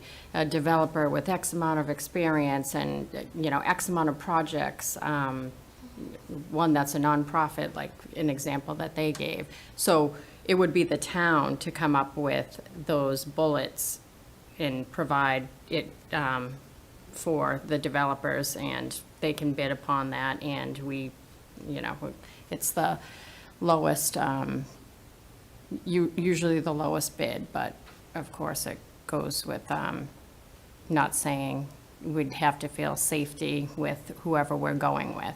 Right. Yeah. And I think, if I'm not wrong, correct me, but housing and livable communities would need to verify that the deed specifies the right provisions to allow the units to go on the SHI. So as the deed was created and before the unit was sold, there'd have to be agreement from the state that the deed specifies the proper provisions to allow the unit to be counted in the inventory. Okay, so that's obviously important for us to have. There's a template that EOHLC provides. So in order for a project like this to be approved by them to go on the housing inventory, there's a 40B application. They would need to come out, they would assess the property. They need to provide a letter of eligibility that says that this project is eligible as a friendly 40B project, and that units would be allowed on the SHI. And along with that application includes their template deed writer for what would be used for the properties when they are sold eventually. Okay, so, and that's what I'm saying, after it's built. Yeah. Obviously, that deed then gets passed down when it gets sold or what have you, so that those restrictions, there are deed restrictions that would say that it would have to, the resell, the cost of resell and all that falls into that category of affordability. Right. All right, is there any quick way we can get the value of the land? I mean, is it something that's in the file? Well, I imagine right now it would be assessed as undeveloped land, so undeveloped town-owned land. So we would have to assign a value. So that would be an exercise. I imagine that would be an easy thing to determine before we finalize the town meeting warrant and get that. I think it's appropriate for us to get that. Yeah, because, I mean, that's going to be one of the big questions Sure. we get asked. Yeah. It's always the, okay, how much did that Not that I cost? think this is appropriate, because probably more than this, but town council's opinion today was that if the value of the property is $35,000 or less, you don't need an RFP. But I got a feeling this land is going to be more than $35,000. 2 acres, I would 2 hope. acres, yeah. Worth more than that. Unless it's Right. farmland. Laura? Got one more question. So this is a lot of money that we're looking at. I would love it if we could have a select board participate in these meetings. If that's not an option, I would really like for these projects to get more data on the expenses, how the town money is being spent. I don't know what the best practice is for that. Do you have any experience with how other towns that are getting CPA funds, like, is the money just gonna go to NAHC? And Basically, what happens is, if this project is approved, because Habitat for Humanity is not a Town of Northborough entity, over time, working with town council, we developed something called a funding agreement. Funding agreement is a legal document which will be executed between the town and the Housing Corporation and Habitat for Humanity. That will specify all the provisions. The money will be held in the town, and I've become the center point, or the Housing Corporation to the center point, but I provide the function as treasurer, that as invoices need to be paid, the developer sends them to me. I validate that they correspond to the project as a pack. The the funding agreement has attached to it a budget that lists the project costs and where the money's going to be spent. That goes to me and it goes to Jason. And Jason let's- Little? Jason Little. And then as, let's say Habitat is the chosen developer, as they incur expenses, they send me invoices. I compare them to the budget. If I have any questions, I call up Debbie. What's this? I don't understand it. Once I understand it, I send it to Jason.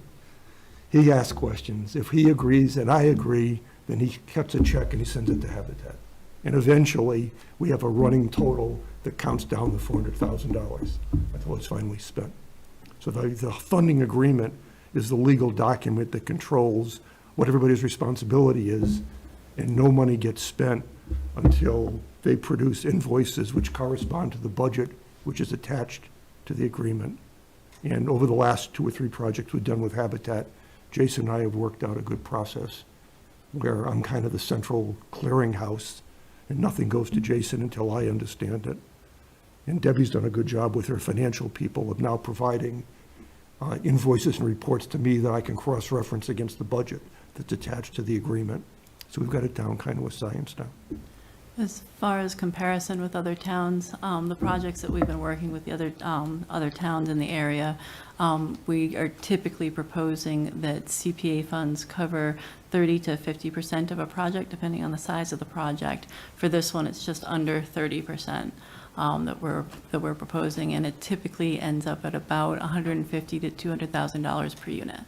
And again, this one's slightly under that because more units on a site, there's economies of scale. And we're also providing the land. Yes. And do you have involvement from other select boards? Because you're working in other towns that have town meeting forms of government as well, or? Yes. Yeah, so we've worked very closely with Holliston. We just completed a project in Sturbridge. I can provide names and references if Yeah. you'd like to. I would like have that, please. contacts. Sure. Thank you. Yep. Thank you. Right. Are we ready to move along with the presentation? Yep. Still have a couple slides left. So basically, we're sort of coming down to the, so why do we want to do this? These are things we've already talked about. Our feeling is the timing is right. Water and sewer is now available. Until we knew it was available, didn't make sense to consider this. It's now available. We'd like to move on this and get these connections done in as expeditious manner as we possibly can before somebody changes their mind, kind of thing. And as we talked about before, our affordable housing percentage is declining, and this project would start to put the percentage going back up in the right direction. Next slide. The location is right. Down here on Boundary Street, we're abutting existing affordable housing. There's no public use plan for the project, as best we could tell. I talked to Tim before he left a couple of times. He wasn't aware of anything that the town had planned for the project. There'd been no private developers expressing any interest in the project. So between no public use being planned and where it sits, it seems to make sense. Next slide. The scale is right. These are projects we've managed successfully in the past. These are projects that Habitat's worked on successfully in the past. It fits in with the abutting neighborhood very nicely, kind of thing. And final slide here, we basically feel we've got the right partner. As we've determined now, we're going to have to do an RFP, but our assumption is once we get the RFP complete, odds are pretty good that if everything else is approved, that Habitat will be the partner we're working with here. And we feel very comfortable they could do this project successfully as they've done others. Which brings us to the last slide, which is basically what we're looking for here is the support of the select board to go forward with this project and to agree to create a warrant article to donate this property to Habitat for Humanity, or has been suggested, given the fact that an RFP may be having done, it might make more sense to have the warrant article, just have it donated to a nonprofit developer for affordable housing creation might make more sense, as opposed to including Habitat for Humanity. But our assumption was that the select board, working with the town administrator, would create the warrant article. And that would be one of the 2 steps necessary to get this on the warrant for approval next year. The other step would be the CPC agreeing to fund the $400,000. And like we said before, we came here tonight first because we'd like to go to the CPC meeting on December 5th and say we have the support of the select board for the project. So if you guys agree, the select board has agreed, let's get these 2 warrant articles complete. What we don't want to do is have the CPC set aside $400,000 and then find down the road that the town doesn't want to do it, and they could have given the $400,000 to somebody else. So we'd like to give them some assurance on December 5th that there's a good likelihood that the town supports the project and will put a warrant article advising the town to donate the property for its development. Thanks. We have one hand up from the audience. Is the board okay if I recognize that person? It's in there just as the name Burns. I'm going to bring you in. If you could unmute, identify yourself, and let us know what's on your mind, please. Hi, sure. This is, I'm Cindy Burns. I'm one of the abutters. I'm at 186 Boundary. Hi, Cindy. Hi. Hey, Debbie. Hey, Cindy. And I just had a couple questions. Looking at the map, at the proposed plan, we have a shared well. So the 2 houses, and just to mention, the 2 houses on either side of this project are not affordable housing. Ours is not affordable, but I just wanted to call that out because that was mentioned.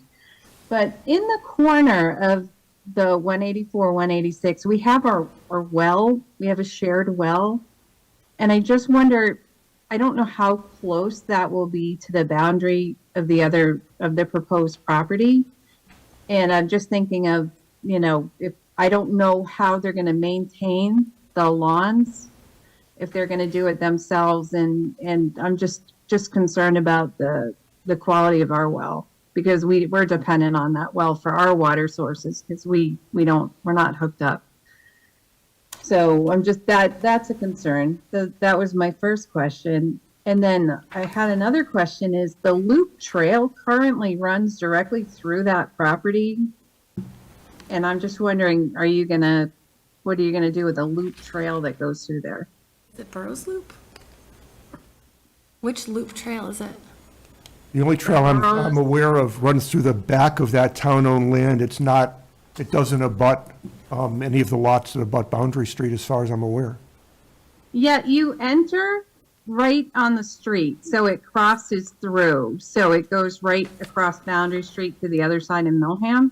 But it's a loop trail that's been set up, and it goes right through the center of that property.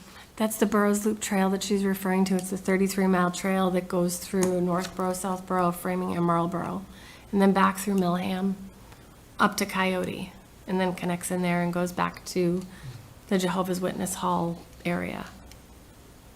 And part of it runs through the 2.707 acres that we're proposing, or I think that's what Cindy's saying. I mean, Miss Burns is saying. We'll look into that. I wasn't aware of that. I can see the people walking by. I see them go by, and it's pretty popular trail. So I was just wondering what's going to happen with that. I think it's a viable question to get an answer to, maybe from the Trails I made it Committee. to 31 miles. I missed that stretch of Millham, so. Thank you for bringing it up. Yep.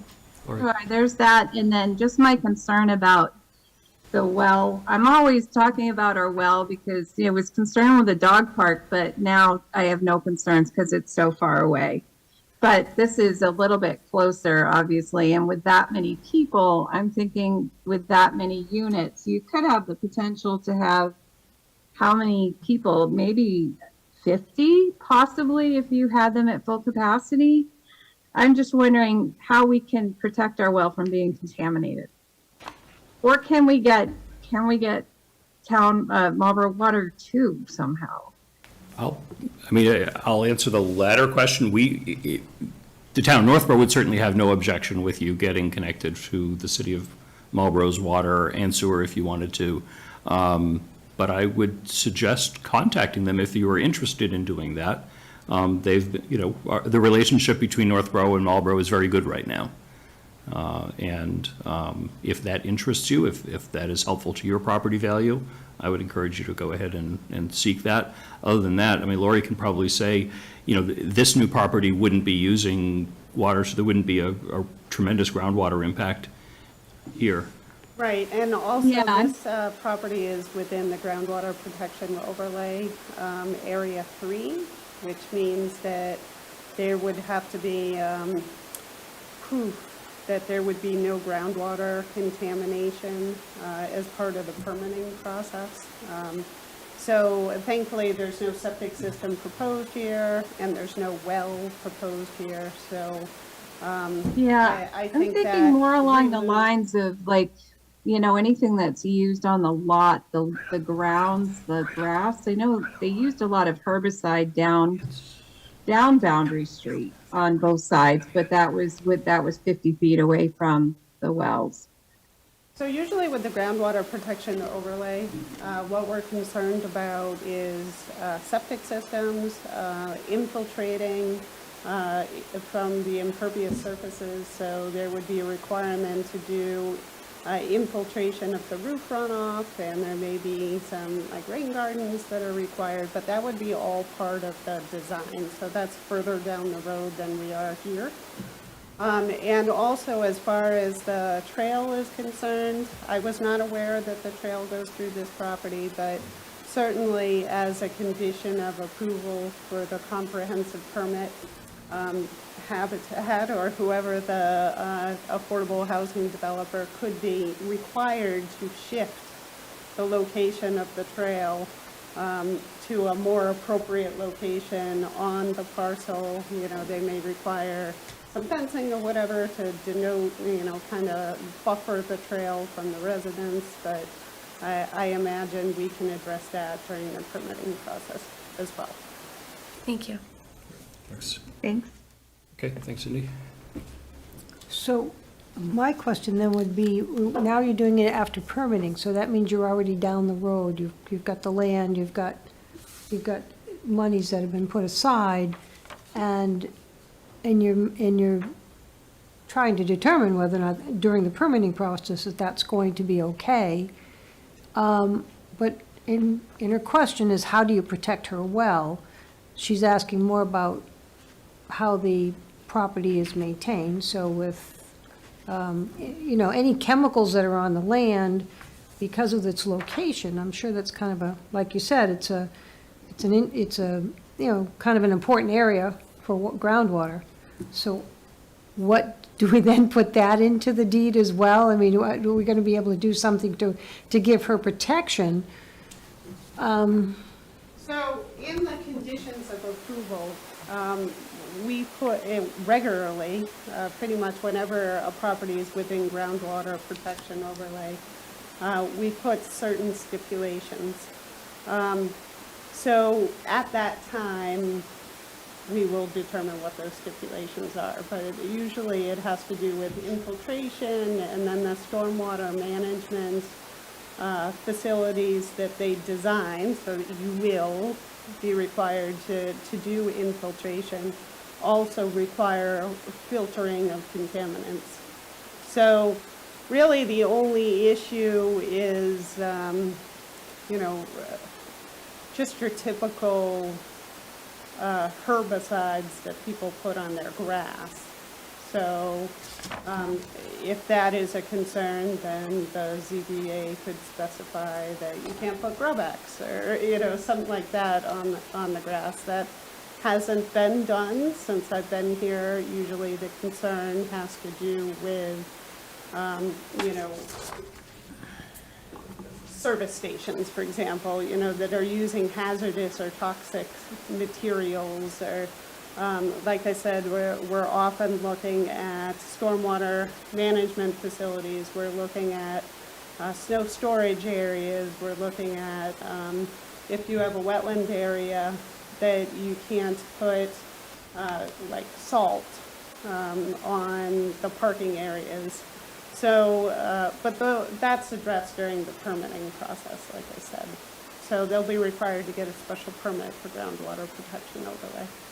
All right, and then that might be the time that she might want to attend those meetings as well, because, Absolutely. I mean, wells are very, very, very specialized now. You don't know what's going to happen with the ground and everything else, and it requires them to either have some sort of insurance on it, or to be feeling as though that there's something there to protect them. Well, the good news is that the gentlest use is housing. You know, Right. When you're concerned about this is the type of use you want, is more housing. And our experience at our most recent build where we had a well, which was in Sturbridge, the next door neighbor had a well also, and so we worked with Department of Health and, verifying exactly where the well was, what the slope of the land was to ensure that there was no impact from the new home that we were building to the existing neighbor.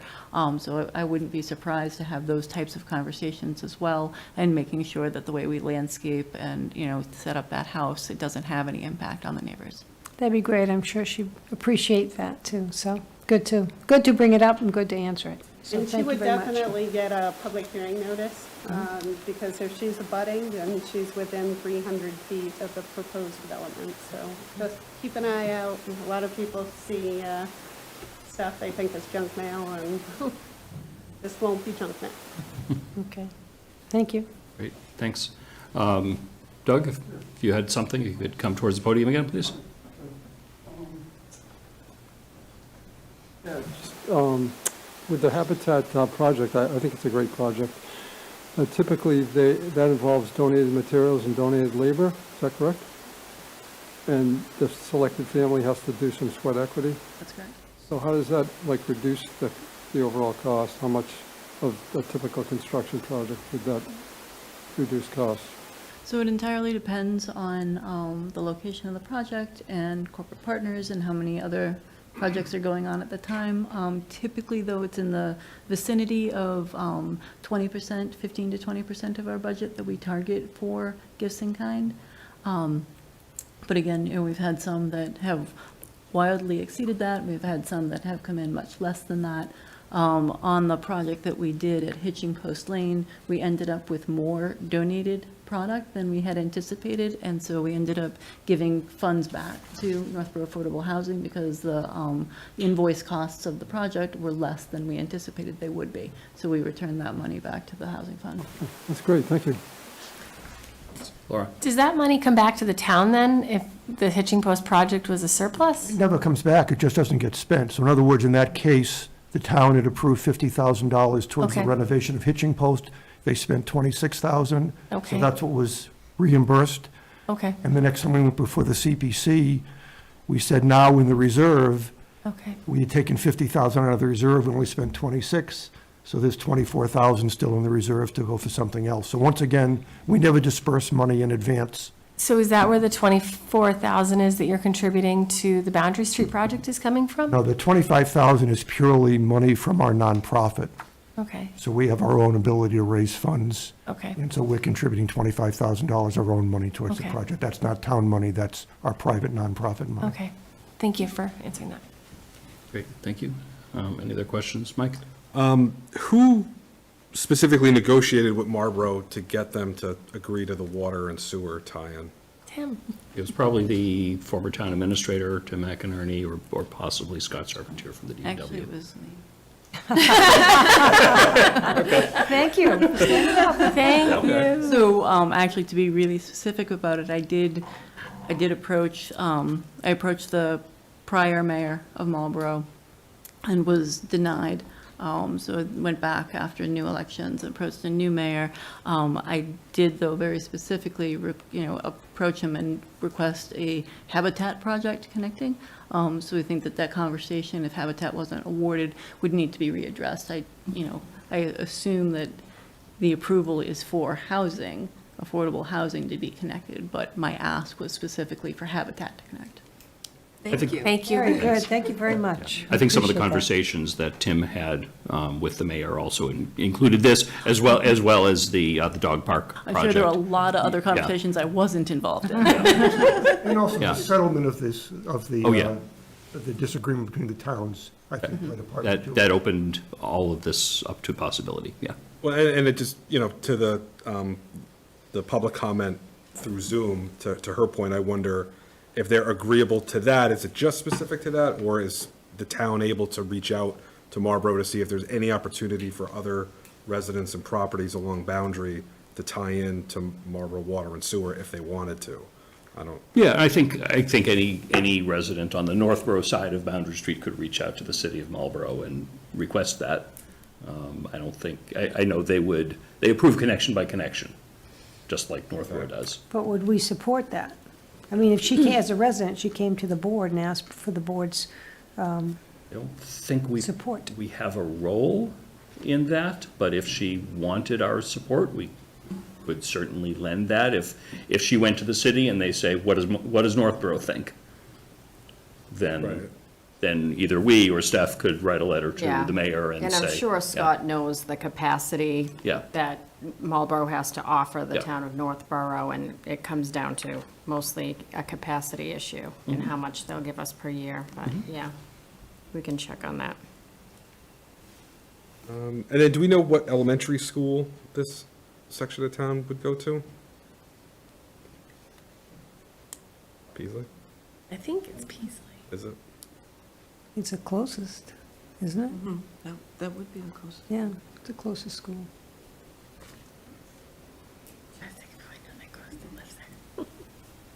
Okay, any other questions from the board? So, Do we want to get, I guess my last question is, do we want to get some answers of a couple of things that we've asked before we make a decision? Yes. I would love the references that you had mentioned, and just to better understand, what the funding looks like and what our involvement should be. do you feel that you need that prior to acting tonight, which isn't, that's, we have several months before town meeting. Yep. Okay, so, I definitely want to feel more comfortable okay, with the financial piece of it. okay. So, So thank you. My concern is giving away something that I don't know the value of.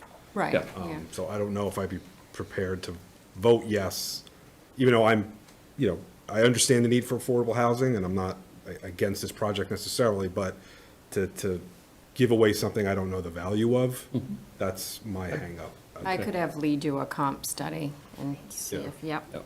I think timing-wise, so you're meeting with CPC, was it December 5th? December 5th, so December 5th. there's another meeting of this board scheduled between now and the There- 5th of December. Yeah. There is. Yeah. There is. Yeah. Yeah, so if we could get the answers, both internally and some examples from you, if you could provide that, directly to Steph or through Rick to Steph, and so that this could be placed on our next agenda on the 18th, 2 weeks from tonight, then hopefully we could vote it then, and then you'd have your answer That's in fine. that time. Okay, is that reasonable? Yes. Everyone good with Thank that? you very much for the Okay. presentation and all your Thank you very efforts much. here. Thank you very much, and we really do appreciate all you've done, so, great job. Okay, next up, we have continued ARPA decisions for a Revolution 250 committee request to support Minuteman Day celebration for $9,000. Bob Light, Hello. along with Norm Corbin. Come on up. Identify yourself and, oh wait, I've got another presentation, don't I? My name is Bob Light. I'm the chair of the Historic District Commission. I'm representing the Northborough Revolution 250 Committee. And I'm Norm Corbin. I'm the vice chair of the 250th Revolution Committee, and I'm the historian for the Northborough Historical Society. Okay. Bob's in control. Well, thank you, Mr. Chair and members of the board. I want to talk, give a good example here of the request that's coming from the Northborough Revolution 250 Committee, but it also has several town commissions involved. Next slide, please. So I'd just like to take an opportunity to talk about the committee. Earlier, probably a year ago, maybe 2 years ago, the state of Massachusetts, Commonwealth of Massachusetts, through the State House, formed the Revolution, Massachusetts 250 effort to commemorate the 250th anniversary of the American Revolution, which took place, preliminary started around in 1773 with the Tea Party, and then on through Lexington and Concord and Declaration of Independence. At the same time, there is another committee, it was a a nonprofit organization called the Revolution 250 org. So about the same time, several members of the Historical Society, Historic District Committee, Cultural Council got together and decided we wanted to form a committee for Northborough to commemorate the Northborough activities during the Revolution, which were quite significant. So the committee formed roughly a year ago at this time, and at the end of 2023. It's made up of roughly 13 members right now, but we do have alternate people that are involved on an ad hoc basis. It's made up of 4 town commissions: the Historic District Commission, Cultural Council, Community Affairs, and the Cable Access TV. And I also failed to mention the chair of the Northborough 250 Committee is Terry Underwood of the Cultural Council. It also involves nonprofit organizations, the Northborough Historical Society and the American Legion, and even the Garden Club. So it's a full range of Northborough residents, both affiliated with the town and non.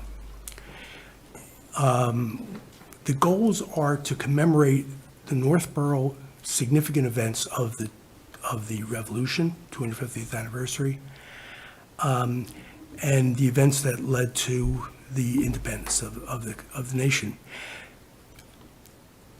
Underlying those goals are historic education of the residents and to promote civic pride. And those underlying goals are the same as what we have for the Historic District Commission through the Historic Preservation Plan, as well as the Cultural Council and the Community Affairs. Next slide. So just to discuss some of the main significant events of Northborough contributing to the Revolution. We have the Northborough Tea Party, which actually took place in 1774, 2 months after the Boston Tea Party, where a traveling vendor of tea was intercepted on Boston Post Road on the way to Shrewsbury by Northborough residents dressed up as Native Americans. They burned the tea. And this was in basic protest, the same as the Boston Tea Party. The other big event that happened soon after was the formation of the Northborough Minutemen. There was actually 50 Northborough Minutemen.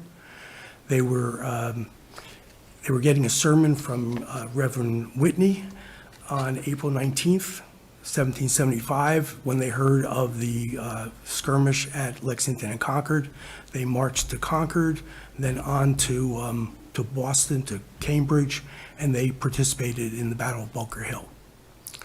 Another major event of Northborough was that the Colonel Knox trail of cannon that was taken from Fort Ticonderoga that was on the way to Boston came through Northborough, and Northborough is an official site of the Knox Trail. Another interesting effect is that in 1776, in June, the Northborough town voted to support independence 1 month before the Declaration of Independence. They voted to support that if, in fact, the Continental Congress agreed to independence. So we actually predated the actual Declaration of Independence by 1 month. So in all, we had 124 residents of Northborough fight in the Revolutionary War, and that included 50 Minutemen. Next slide. So the Northborough Revolution 250 has been very active. We are now in production for various videos. We're in pre-production for post-production for the Northborough Minutemen, the Minutemen muster site, the Minutemen statue out front, and what was the other one? On the Knox Trail. Knox Trail, yeah. Right. And then there's several others. How many others are being planned? We'd like to have, these are short videos running 2 to 5 minutes, and we're looking at probably 15 to 20 of them, and we've just started them right now, and cable TV is really helping out doing the editing. And the big event really for us is going to be in the spring of 2025, which coincides with the Minutemen March to Concord and Cambridge. And that's, obviously, there's going to be major celebrations by the state in Lexington and Concord and in Boston at that time. So ours would not be on the same weekend as April 19th, but it would be within that range, so as not to compete with some of the other major activities going on. And that's one of the parts that we're requesting for ARPA funds. The other event next year would be we've been invited to march in the Bunker Hill Parade. Since we had Northborough residents fight at Bunker Hill, it would be appropriate. There's also a Knox Trail celebration that will be probably in January of 2026 in Worcester, and Northborough is going to be invited along with 5 other towns in the Worcester area that were officially on the Knox Trail. We have a proposal in for CPC funds for a Revolutionary War monument that will coincide with some of the activities that we're doing. And then lastly, in 2026, coinciding with the 250th anniversary of the Declaration of Independence, there are several things that we could do. We could do the reenactment of the proposal by the town to support the Continental Congress. This board could vote to support independence. Yes. we could do that. And also in September, there was a reading of the Declaration of Independence. I guess it took several months for it to get around the colonies. So those are things that we have on the agenda, but there are a lot of other things. So the next slide. So the ARPA funding request is basically, our objective is to commemorate some of the major activities. Northborough had in 1976, the 200th anniversary, the 250th anniversary of the town was in 2060. And in 1976, there was the 200th anniversary of the Revolution of the Declaration of Independence. So there is a precedent for the town to support this type of activity. So really what we're doing at this point is, we need some funding to get us started. And with the way we set up the way we all got together, we were kind of late in the process. If you go back to when the town had its 250th celebration, the town committee was actually put a warrant article for some funding 2 years to do that. Well, we certainly couldn't make last April's meeting. What's happening now is we want to have this event for with the 50 Minutemen left the town, and that's between cycles. Mm-hmm. We need some funding to squeeze us between cycles. We may want to consider something on next year's warrant if there's some funding that makes sense for us. This immediate request is really to focus in on the day of the 50th, the 50 Minutemen leaving Northborough to go join the fighting. So along those lines, we have a budget. We're requesting, I'm sure I remember the number. We're requesting $9,000. Part of this is really to have some attire, colonial attire. We don't have any colonial attire. It would be nice to have something. We'd like the colonial attire certainly for that day, for the Bunker Hill Parade, for the event with Knox in Worcester, and other events through the years. That's something we just don't have a handle on. So that's one of the expenses we have. The other expense is to have an event. We want to look at getting some colonial music. Fife and drum would be really good. We also want to, there's also be some costs associated with marketing and police details. So we came up with a small budget of $9,000 to help us have this small celebration this year in the timeframe of April. We had proposed, the Massachusetts Office of Travel and Tourism had a grant proposal. They had roughly $1.5 million, but it was a highly competitive grant proposal. We had proposed for a similar, with a little bit more effort, $18,500. It was unsuccessful. One, because it was highly competitive. We were competing with Lexington, Concord, and some of the other towns. The other thing is that the main objective of the MOTT was to encourage tourism to Massachusetts. So it was a hard argument that really couldn't compete with Lexington and Concord for the travel tourists that would come here. But our argument was that that Northborough might be a side event if someone was visiting Concord and Lexington. Anyway, that was unsuccessful, so we pared it down a bit for this ARPA proposal to $9,000.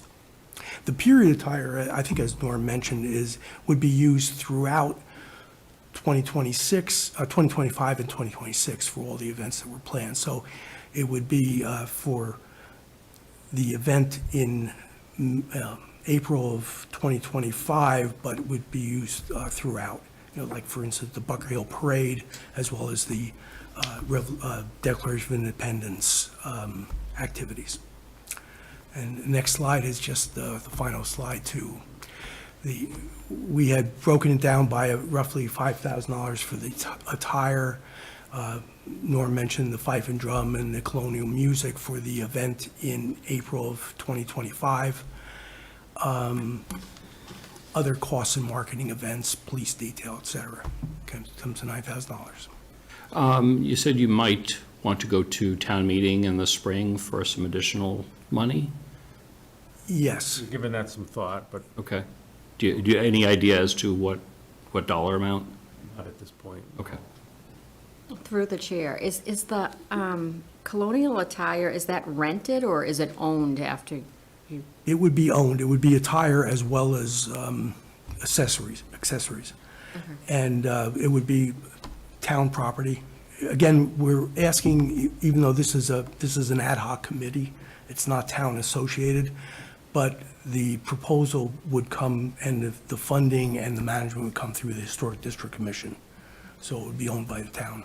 Okay. And stored for further use. And beyond the events of the 250th anniversary, we expect that there'll be more and more events coming up. Apple Fest, for example. I love the idea. I think you could probably use it the day of the bouncy castles too. But I do, and to your point, Steph, have you looked into renting these? Because after the year and a half of using, are they all the same size? Are they different sizes? Or there's something that somebody else would actually be able to utilize? Because, we end up storing things that, I did Be look different at, people. I did look at some rentals. The numbers weren't coming out quite right. I mean, I could revisit it. But the fact is, we do need some kind of colonial wear. Mhm. I don't have my notes with me for the companies I checked out for rentals. It just seemed like a better opportunity because of the multi-use purposes. But right. And I imagine during that whole, year and a half process, the demand for those rental uniforms would be very, very high. Well, you have to rent early. Early and often, right? Yeah, Yes. early and often. Yeah. And I like to think this, the war lasted till 1783, most people, and there's a lot that happened between when the British left Boston and the war finally ended. And I just think if we have these capabilities at our, these clothing capabilities for us, there's really a lot of use we could have over the long term for them. But that's kind of the logic we're using right now. Okay. I wish Right. I could sew. Okay. I'm horrible. Well, at least there'd be a little bit more costumes on the parades. I mean, we need a little bit more of That's that. kind of the intent. Yeah. But then I think there's, well, We were looking for uniforms to wear in the Apple See? Fest parade. Yeah, well, there you go. You got, Could you, at the end of all of this, could you give it to Algonquin, to their theater group, or? we certainly, I mean, those they are all might good be options. doing It would a, be better, that would be a better option than just putting them in storage. I Yeah. think that the donation would make sense, if that's something that makes sense, yeah. yeah, because the storage thing starts to get a little overwhelming. We have so much stuff. I mean, when you go Yeah, up to and the second floor. I can't speak for the society because I'm not, on their board, but the society does store antique colonial clothing. So that would be another option, to donate it to the society and have them store it with all the other clothing that they have for all the different areas of the town. But, those are just thoughts right now. Yeah, I did have a question from somebody who'd asked me, are there any women involved in this? And back in the old days, there wouldn't have been women on uniform, but, The women were very involved, especially after when the war really started rolling. The women were very involved, making clothing for the soldiers. right, It's kind right. of old school back then, but that's what they did. There was a lot of support from the community. In fact, if we get them funding for the War Memorial, it's not just about the soldiers. You have a sentence in there that the whole community had to be involved with the war. Well, could you, then maybe what you should do is 9 uniforms and then 1 woman's uniform, not a uniform, but her little bonnet and the whole thing. And Well, she can be sewing while you're walking, Well, the plan is not, the plan is to have colonial attire. And we looked at, there's a lot of colonial attire for women, so it would be split up between military uniforms and a lot of the colonists at the time were really farmers, so colonial farmers, and then, of course, the women's clothing. Yeah, they were definitely part of this request is women's clothing. Oh, I like that. I love it. Since we're an definitely independent group and Yeah. we like some women involvement. And then the other question that I have is, what's the memorial look like? And where would you put it? Well, the memorial, we're modeling it after the Veterans Memorial that's over at the Howard Street Cemetery. And it's roughly 3 feet by 5 feet by 1 foot thick. So does it go up? Yeah, it goes up. It'll be Yeah. on a base, and we have, It's about 5 feet by 3 feet wide. It's a piece of granite with a etching of there's an etching on it of an image, and then there's some wording, and we're using that as the example. and it's gonna have our logo on it, and it's gonna be basically in honor of the Northborough residents that fought in the Revolutionary War. The 124 residents. And where will you place it? We're looking at the common, because that would make sense, because that's where the memorials are falling more and more into the common area. And nothing is cast in stone until we know we have funding, but, no pun intended. But you look at the war memorials we have, we do not have anything that's specific to the Revolutionary War, and a lot of towns do. Yeah. And when Bob and I looked at it to request for CPA funding, a lot of towns have actually requested funding for Revolutionary War memorials with CPA funding. So we're in the realm of what we can spend for that. So we just have to convince CPA that, the CPC that it's okay, and then it gets voted at town meeting. That's not today's topic, that's just. Okay.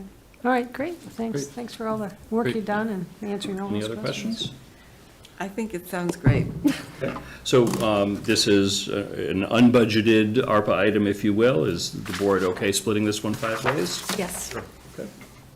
Okay. Sorry, can you add us to the distribution list for all these events that you've got coming up that we'll be participating in? Oh, sure.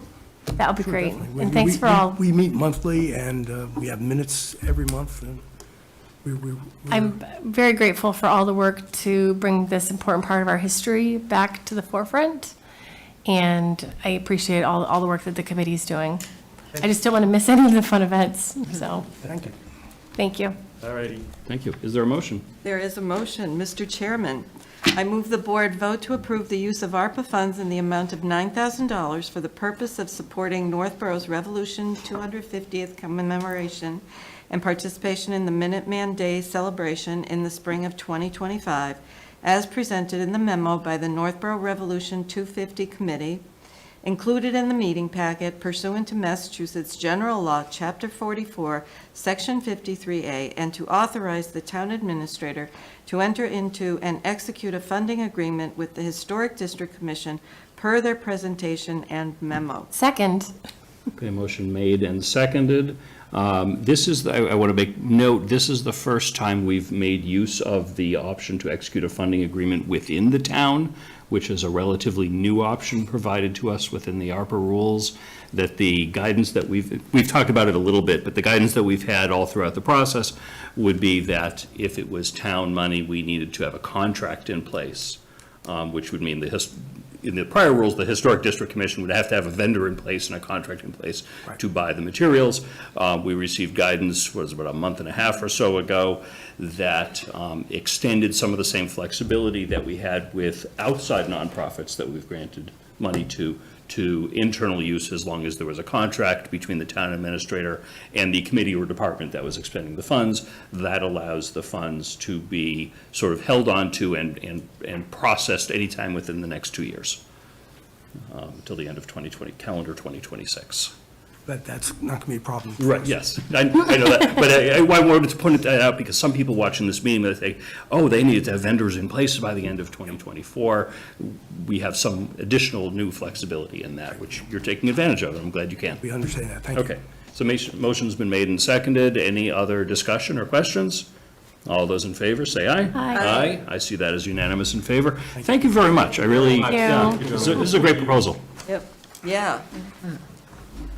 I can't wait to see the outfits. You mean you aren't going to be wearing one? Our April meetings. Forgot to add that to the contract. That's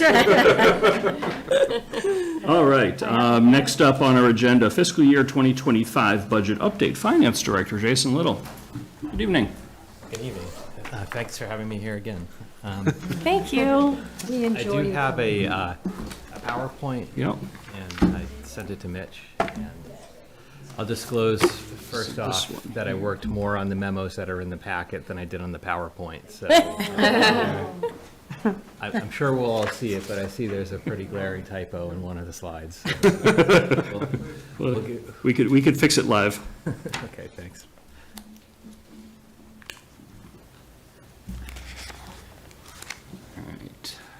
All right, thanks. Here we go. Sure. So, this slide is very momentous. It's telling us what date it is and what we're talking about. 2 weeks ago, I was here with you talking about closing out FY24. It's a very important step. The next milestone on our calendar is going to the classification hearing and setting the tax rate. And setting the tax rate is really when we consider the original budget being complete for FY25, although we're months into the fiscal year already. So again, what I wanted to go through, first of all, is we voted a budget at town meeting and made certain assumptions at that point. And we can't spend any money without appropriation except in very limited circumstances. So some things do change between April at a town meeting and then the fall when we set the tax rate.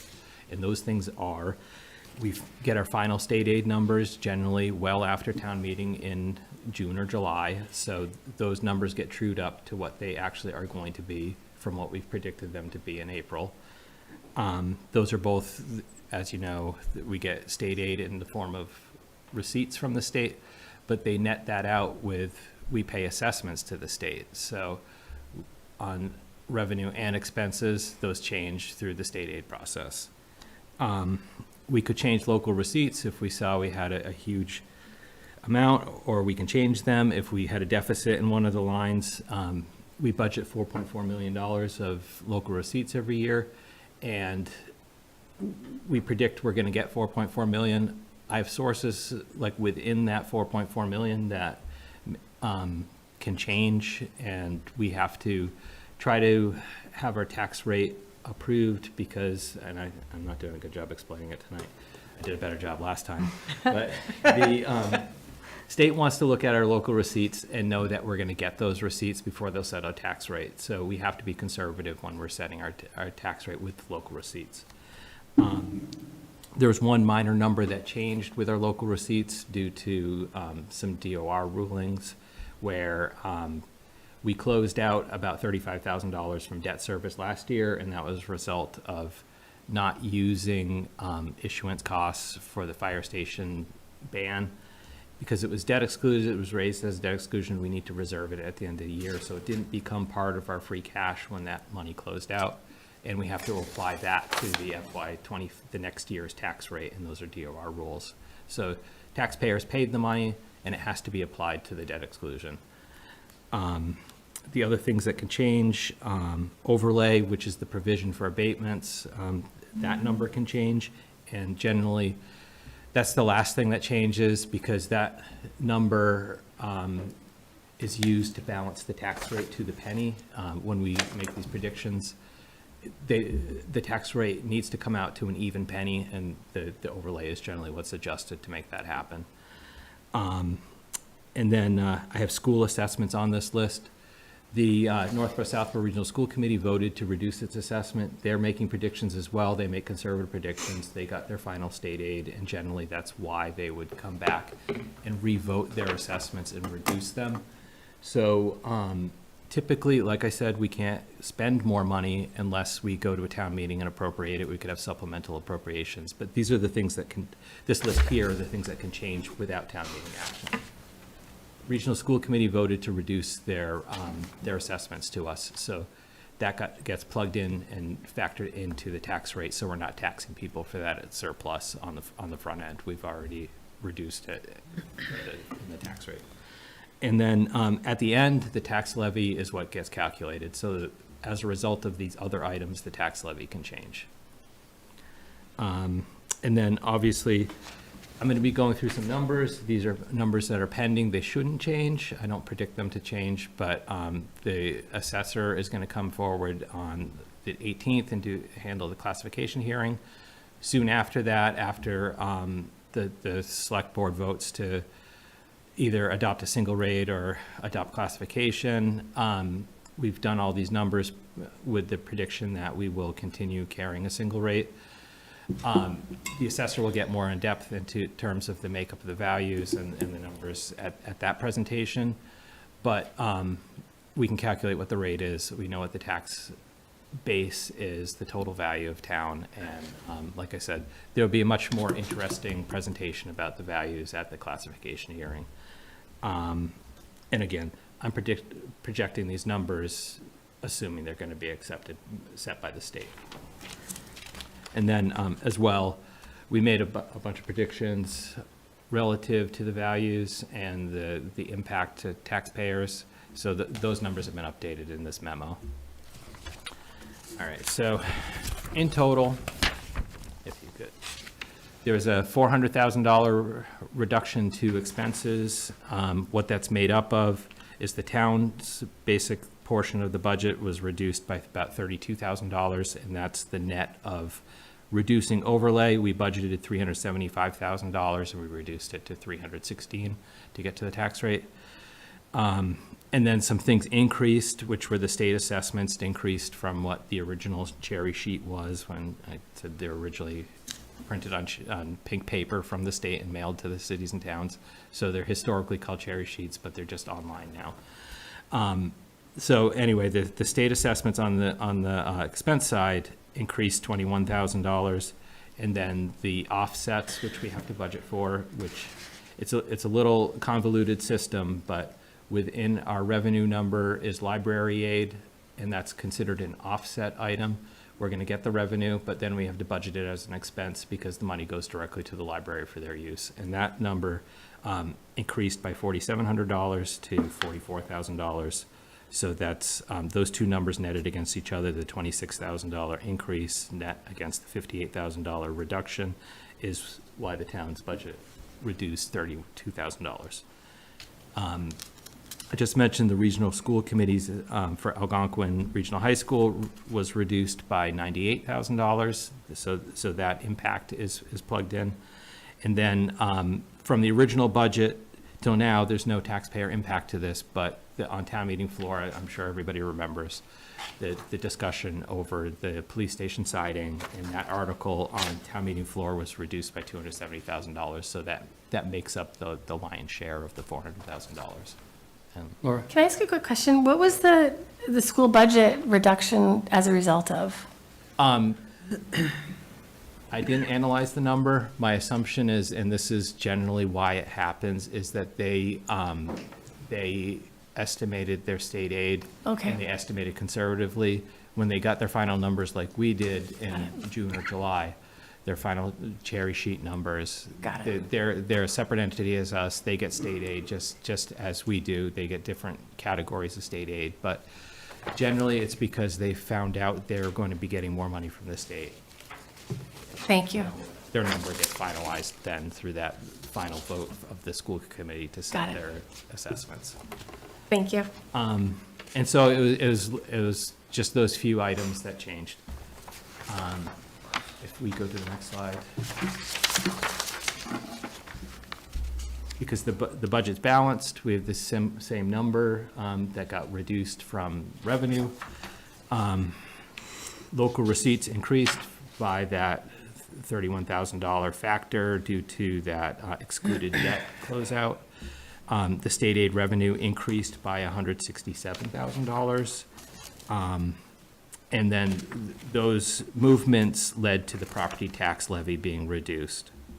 And then as well, no taxpayer impact related to this, but on the revenue side, the free cash as a source was reduced as well due to the police station siding article. Thank you. Can I ask you about that? Sure. It's, so it's reduced by 270.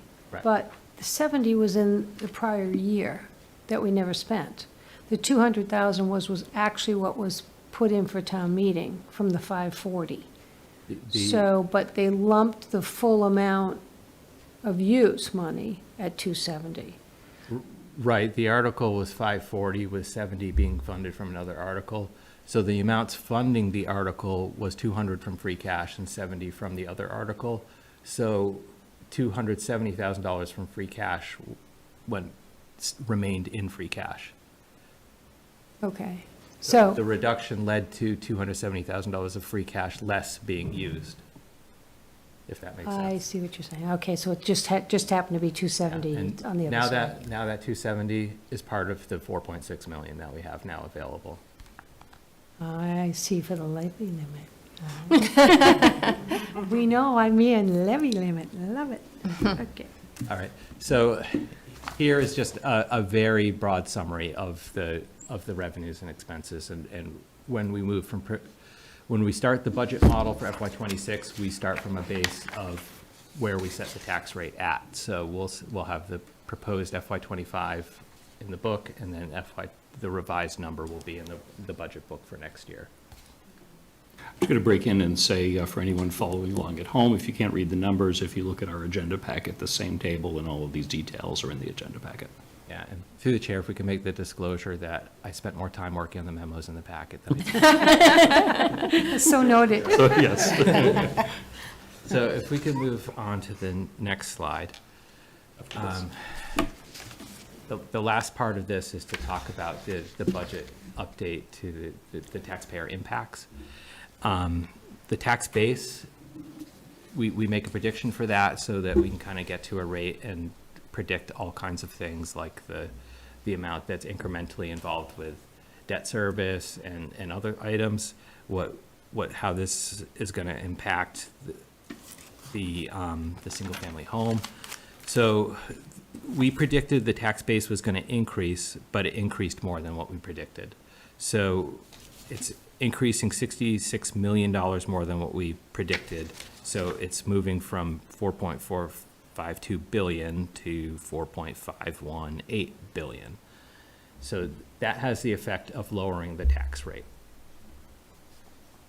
So the tax levy decreased, so it decreased by $329,000 from 64.7 million to 64.4 million. So the way the tax rate gets calculated is you divide the tax levy, the 64.4 million, by the tax base, which is 4.5 billion, and that rate from what we projected 14.54 as $14.54 as being the tax rate per thousand for the town. And then that got reduced to $14.25 per thousand for the tax rate. And again, that's not set yet. That's pending the classification hearing. And that would be a single rate, $14.25. And another impact would be we model this based on the average single-family home value. That single-family home value, we estimated being a 5% increase. The assessor's work led to that being a higher amount because values went up more than what we projected a year and a half ago. It went from 655, that's what we predicted, and it went to 664. So the average single-family home for FY25 is going to be $664,000. So in effect, values went up, the rate went down, And then, so on the average single-family home that we model so frequently for these financial trend monitoring and the financial projections in the future, that number, that the average single-family tax bill for FY '25 went down from what we projected at town meeting. That's generally based on how things happen every year. We generally try to make sure we're projecting a high number at town meeting, and then it gets reduced for when we set the tax rate. So people aren't going to experience sticker shock more than what they would have otherwise. So that tax bill is set to, we projected it was going to be $9,534 when we went to town meeting, and it's going to be more like $9,463.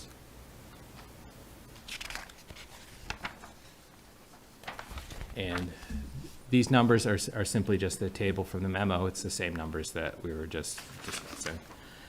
And that concludes my presentation on our update on FY '25. Thank you, Jason. Yeah, thank you. If anybody has any questions, feel free. Yes, I do, right, of course. But now I have to look at my notes and go, what did I write? Okay, do all real estate values, and it's the home values, I imagine. It's not the commercial and it's not the industrial. It's just the residential home values that go up in terms of their value? I believe all values went up All because values. they're part of the overall tax base. Okay, You'll probably be way more interested in the assessor's presentation because he'll talk more about the values of each class of Okay. property. I simply know what the tax base, the overall values of everything went up, Okay. as well as the single-family homes. So they both went up. okay, We try to be conservative and say, what is the impact going to be? Could there potentially be a shift, not a shift in rate, but a shift behind the scenes in values? Like what if single-family homes go up quicker than commercial industrial properties do? So typically we build that into our modeling, that we try to predict what's going to happen with the market. And I don't think it was as dramatic. I think the values all increased similarly rather than disproportionately on residential. okay. And you had 66 million more. When I write, what is the 66 million more for? But I don't remember what you, Well, 66 million more in value overall, like assessed oh, value. so that 5% of everybody's value that went up probably added 66 million. Right, Okay, right. So it went up $66 million more of the 4.5 billion to get to 4.5 billion. okay, all right. And then I guess my other question would be, with all these impacts and this 1425, which always sounds lovely until you get your value of your house, how does, if tomorrow's election goes as we expect, how much more then will this number be? Or does this already include the debt exclusion? I think, through the chair, I think you were asking me, will this affect the debt exclusion number for the fire station project? And the answer to that would be, there's going to be no impact in FY '25 for the fire station project. The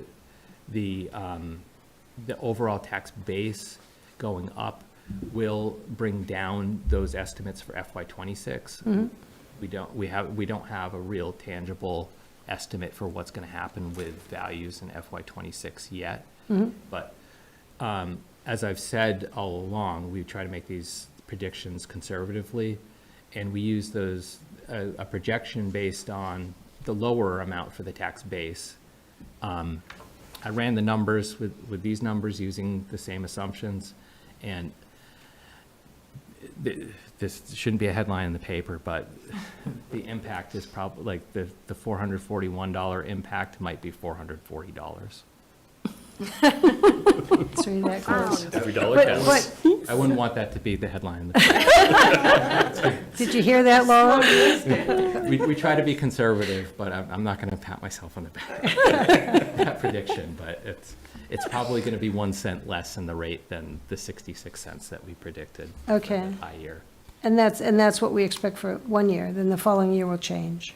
It'll be less the next year, yes. Okay. For the fire station, the impact from the fire station project, should it be approved. Okay, all right. Thank you. Laura? Thank you again for making this very understandable. I appreciate it, and I appreciate you coming back and doing this again. One of the lines in your memo said that the town can reduce the budget during the recap process. When is that, and do you have suggestions for how we can go about that?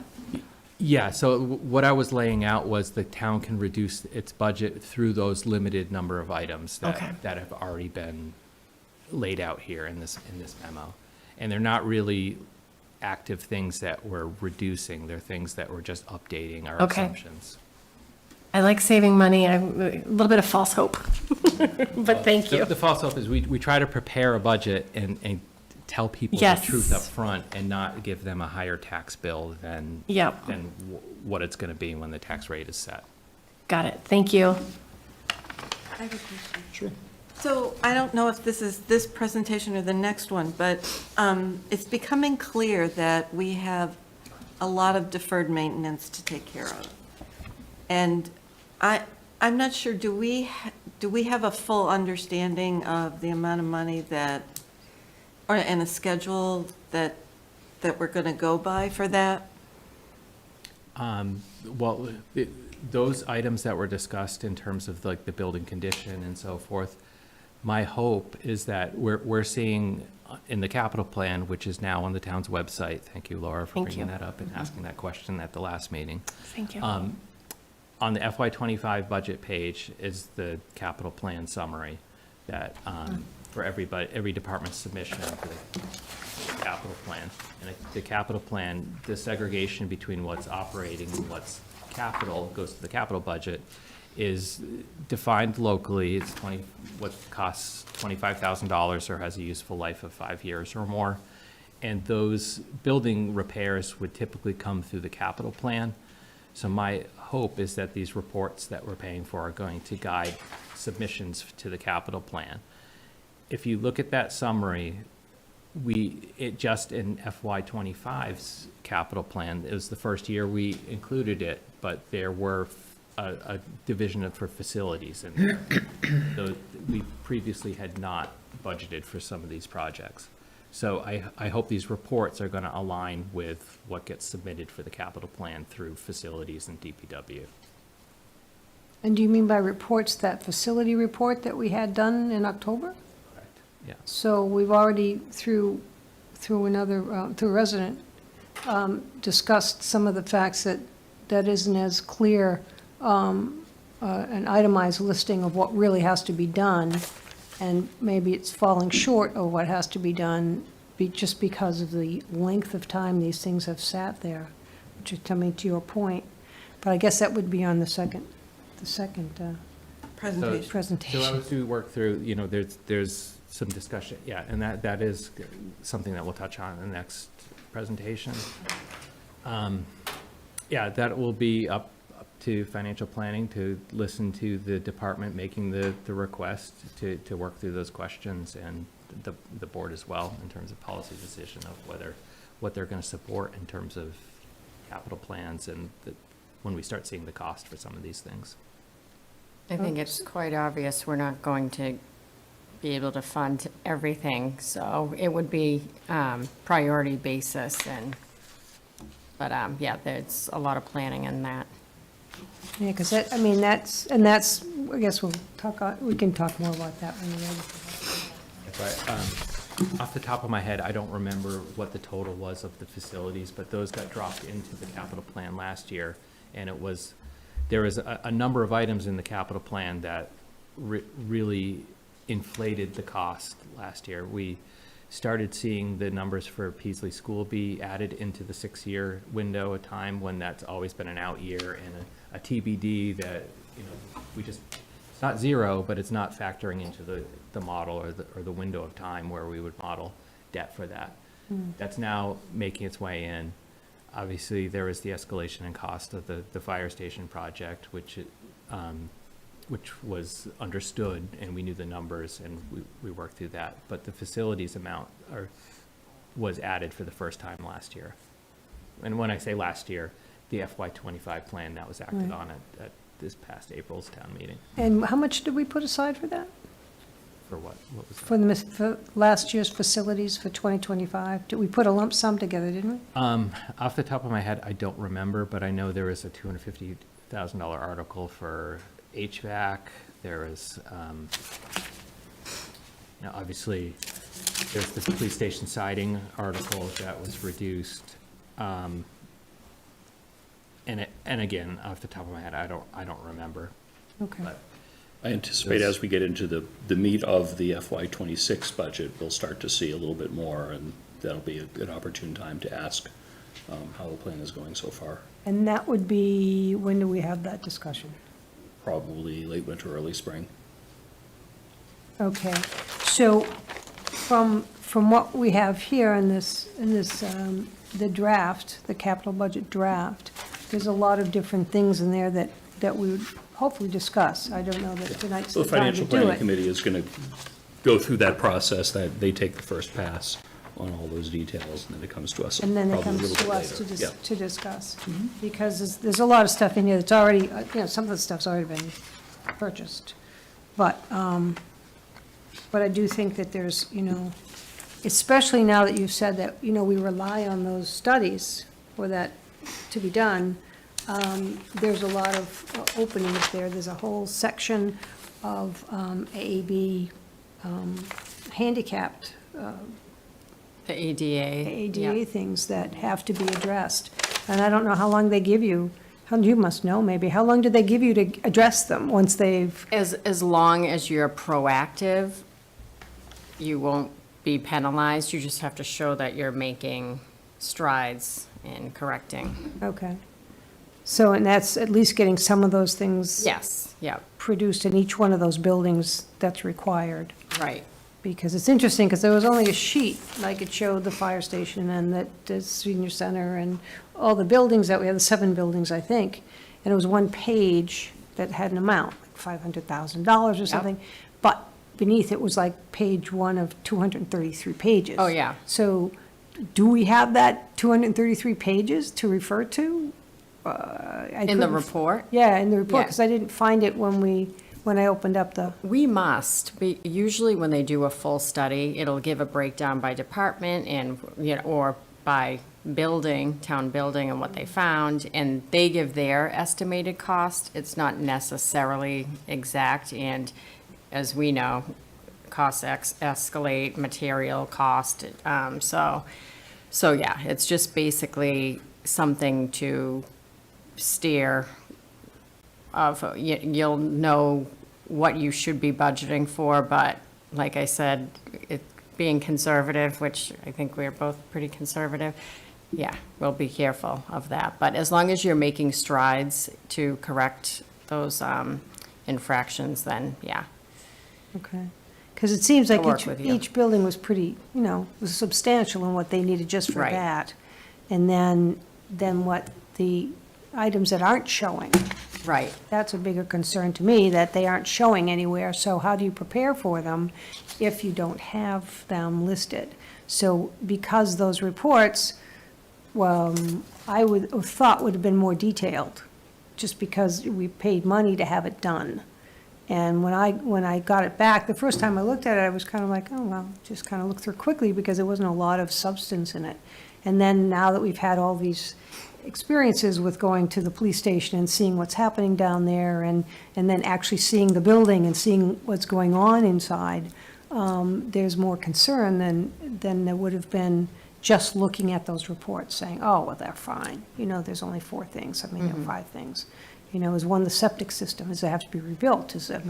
There's a lot of questions that should probably be answered, and I think that's to Doug's point. Right. So, okay. I mean, well, it's a good point. I mean, obviously, in an unacknowledged need is still a need, whether you, like I said, the point was that my hope is that some of these needs that are identified through these studies are going to be refined through the capital process. As we go forward, having facilities be included in the capital project going forward. Okay, great, thanks. Any other questions on the FY25 budget update so far? I would request that maybe, I think we've talked about this a little bit before, sort of a quarterly report of a little bit more detail than this of, revenue and expenses by source, by department and so forth, so we can get a sense for how the budget process is going. I think that should be something that the board should receive on a quarterly basis. Right, and would be yeah, great. Provided, like once we get up to speed. We are getting up to speed with this. I'm not upset that it's not here yet. Don't misinterpret that, yeah. And this is gonna sound wrong when I say it, but a quarterly update is not that meaningful in some cases, because a lot of things don't happen on like a 1/12 basis over the course of the year. So doing an update, the year-end update is far more important than the quarterly update. But again, I want people to have their questions answered, and we are balancing cash on a monthly basis, sending reports out to department heads. So this is part of our function. So I have no problem producing quarterly reports, but the real meat is in the budget process and the explaining our year-end results when we get to those. Yeah, I think it provides the opportunity for a little bit more education to board members, and some questions that, some valid questions that may come up, and some questions that may seem valid that it turns out to be, why isn't this item, 25% spent at the end of the quarter, because some items you buy July 1st and some items you don't buy until the middle of June. Just one example, and this is why we're conservative with budgeting, but our biggest source of local receipts is motor vehicle excise.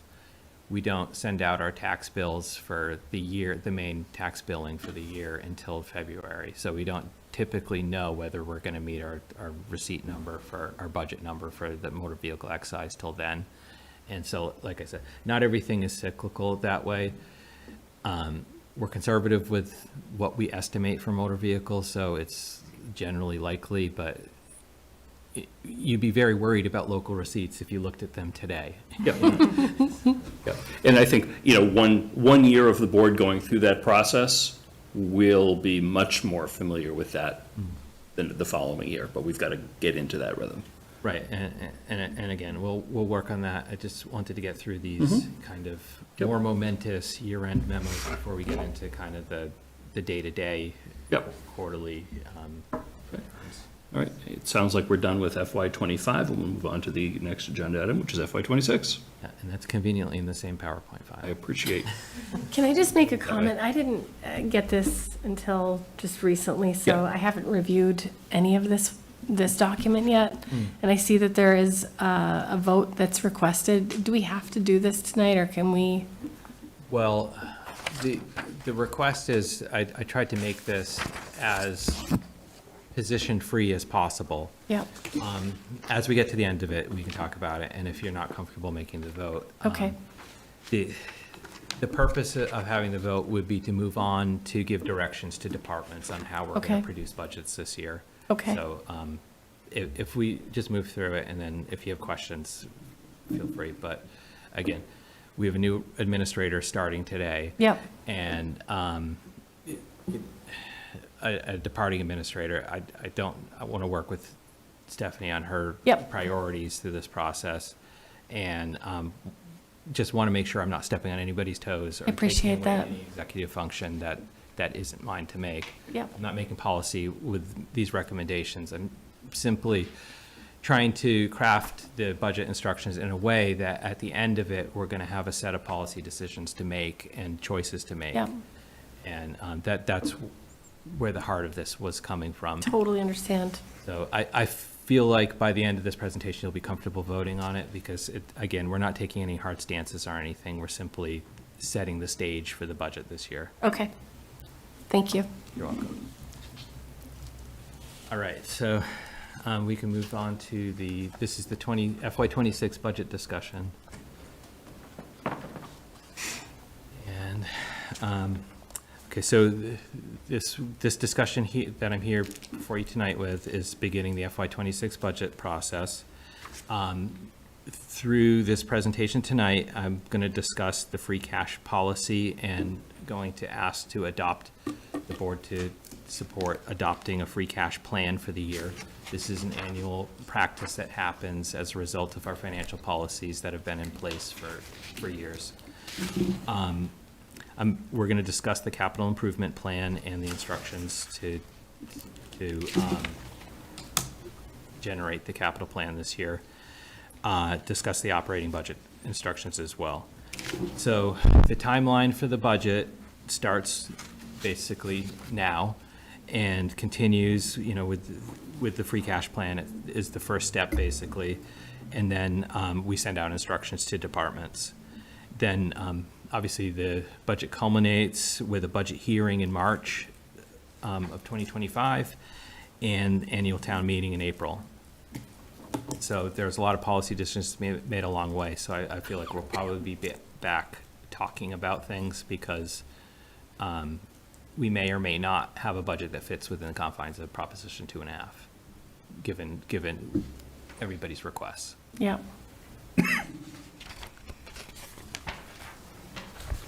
All right, so the beginning of the process, per our financial policies, we have a free cash policy that says the things that the town on a high level basis will use free cash for. And then once we know our free cash number, annually we develop a free cash plan.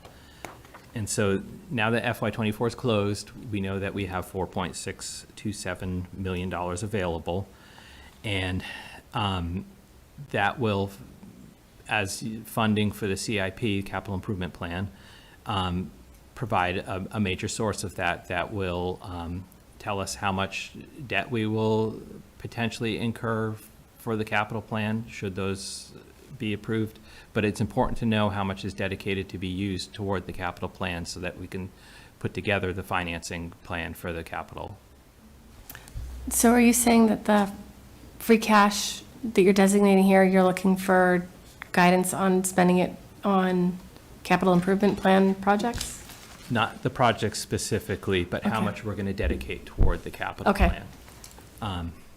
And if we could move to the next slide, we'll get past my glaring typo. Yeah, what was more polo? I don't know how to play or anything, but it's just an unfortunate typo. It meant to say more policy decisions. All right, so this is what's the free cash plan that I was talking about. We have $4.6 million of free cash certified. Our financial policies say that we will not spend more than $500,000 on the operating budget so as to not create a structural deficit.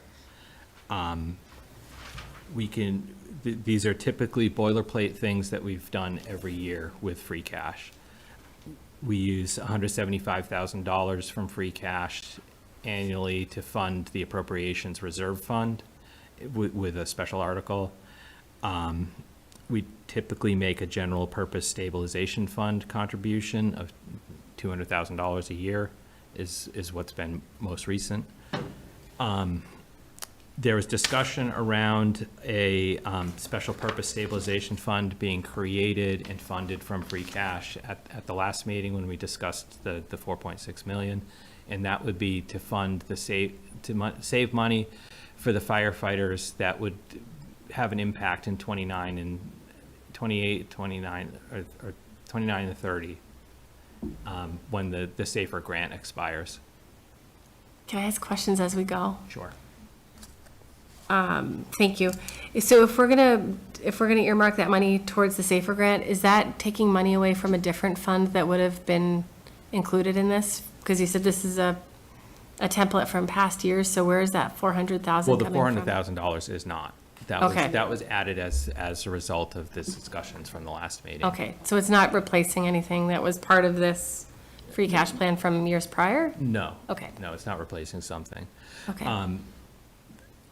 Then, again, this comes down to, at the end, we back into $500,000 being left. And the thought about why we would leave $500,000 in free cash unspent is typically been so that we have next year's contribution as well as a conservative move. It's part of our reserves, and when we get to the next slide, it'll be a little more apparent why we would leave $500,000. And we do that typically every year. Yes. Yep. And the CIP amount of the 2.85, that's a little bit higher than Yes, recent years yes. because we're starting with a higher figure. Correct, Okay. correct. And so, sorry, Jillian, let me. Oh, no, I'll no, just yeah, finish this finish. sentence. At the financial, at the budget summit, when we did the projections for the next year, we've assumed that we were gonna have $2 million for capital. So we tried to map out through those projections, using $2 million a year of free cash toward the capital plan. So this is slightly more favorable than what we projected at the Summit. Summit, right? Can I ask my question now? Sure. That special stabilization fund, is that flexible if we do, for example, realize that a building needs a huge amount of money? Can we take from that? Because that's really just putting money away for, It's basically a mechanism for saving money, yes. yeah.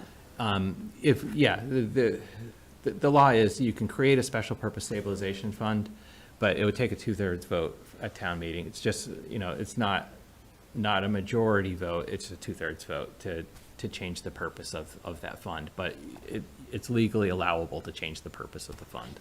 Oh.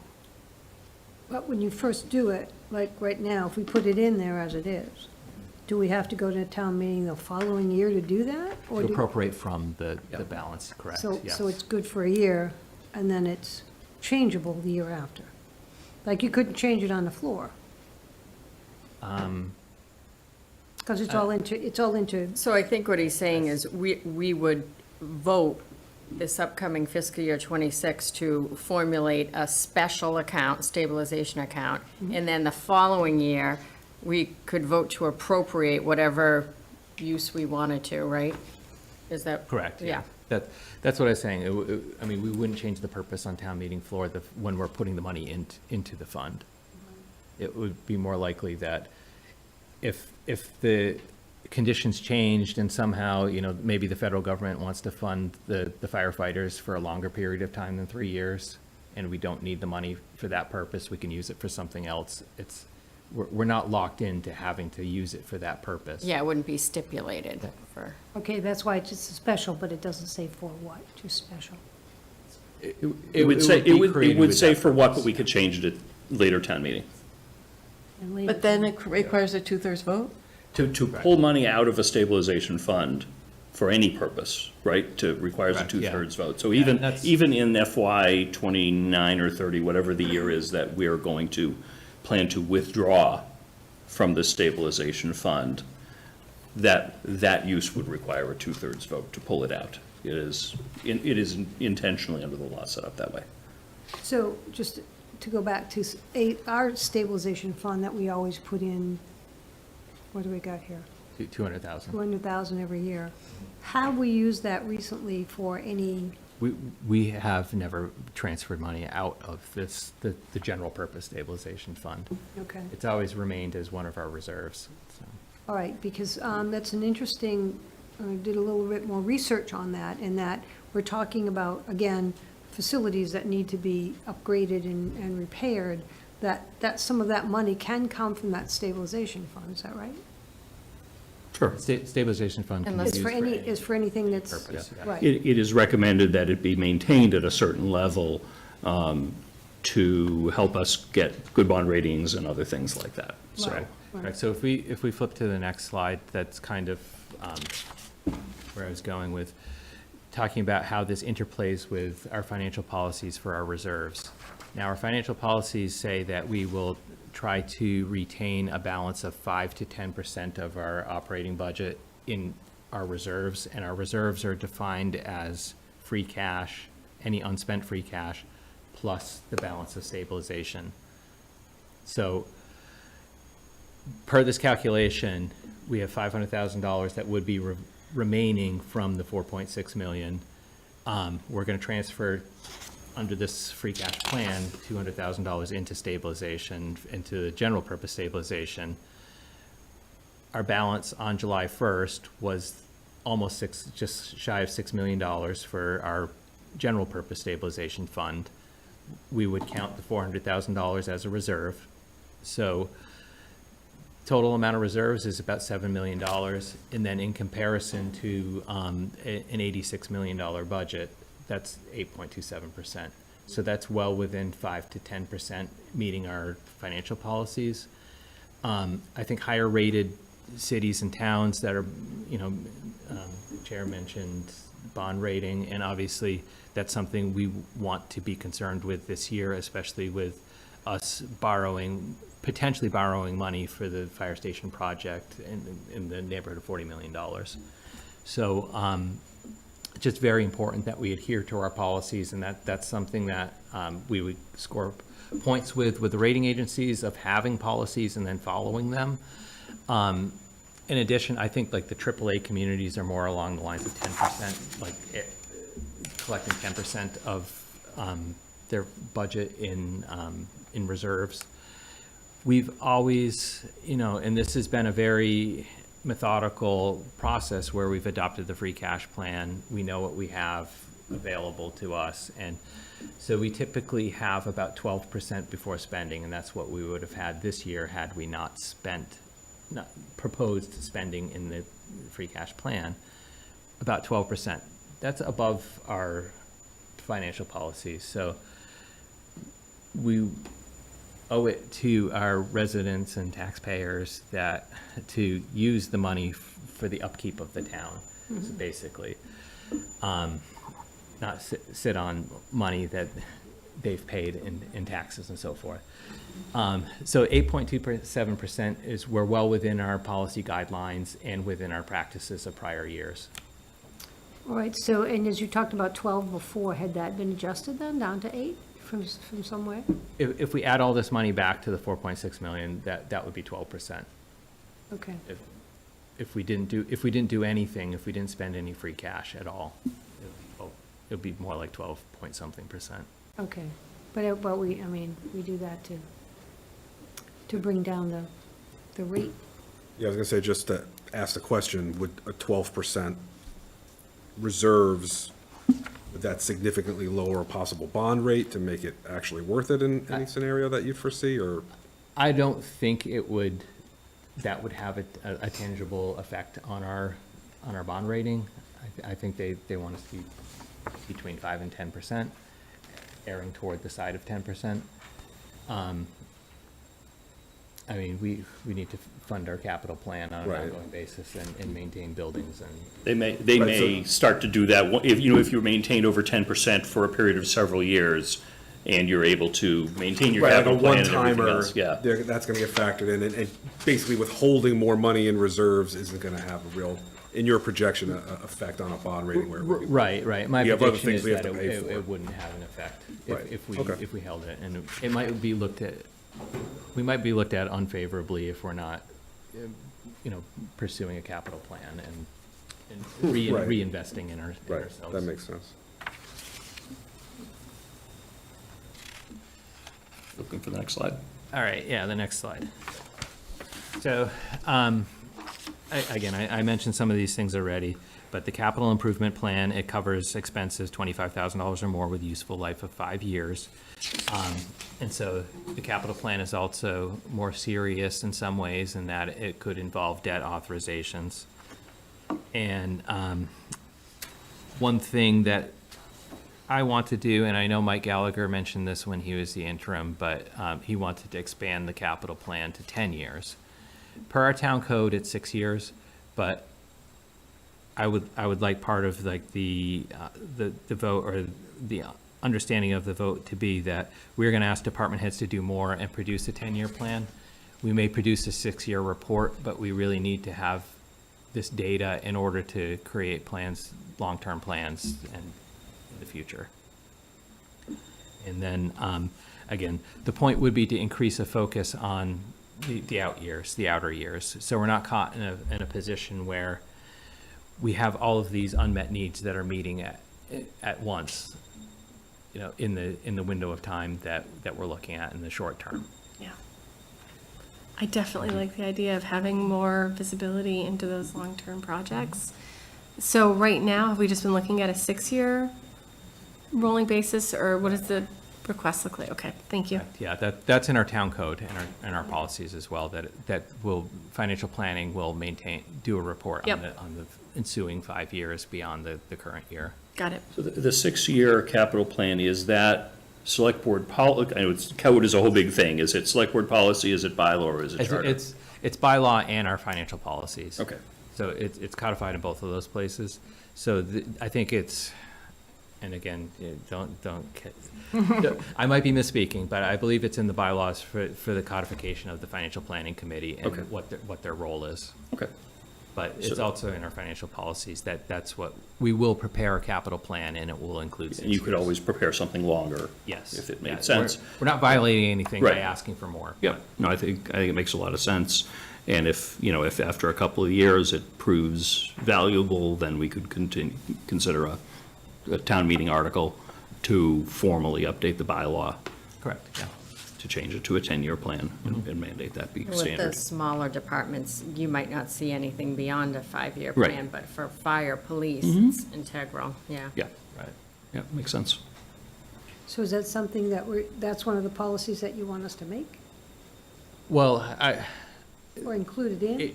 inherent in your vote to support the budget instructions for the capital plan, it's going to be more work for the departments, and I want to be justified in asking departments to conduct more work on this budget. Okay, I get it.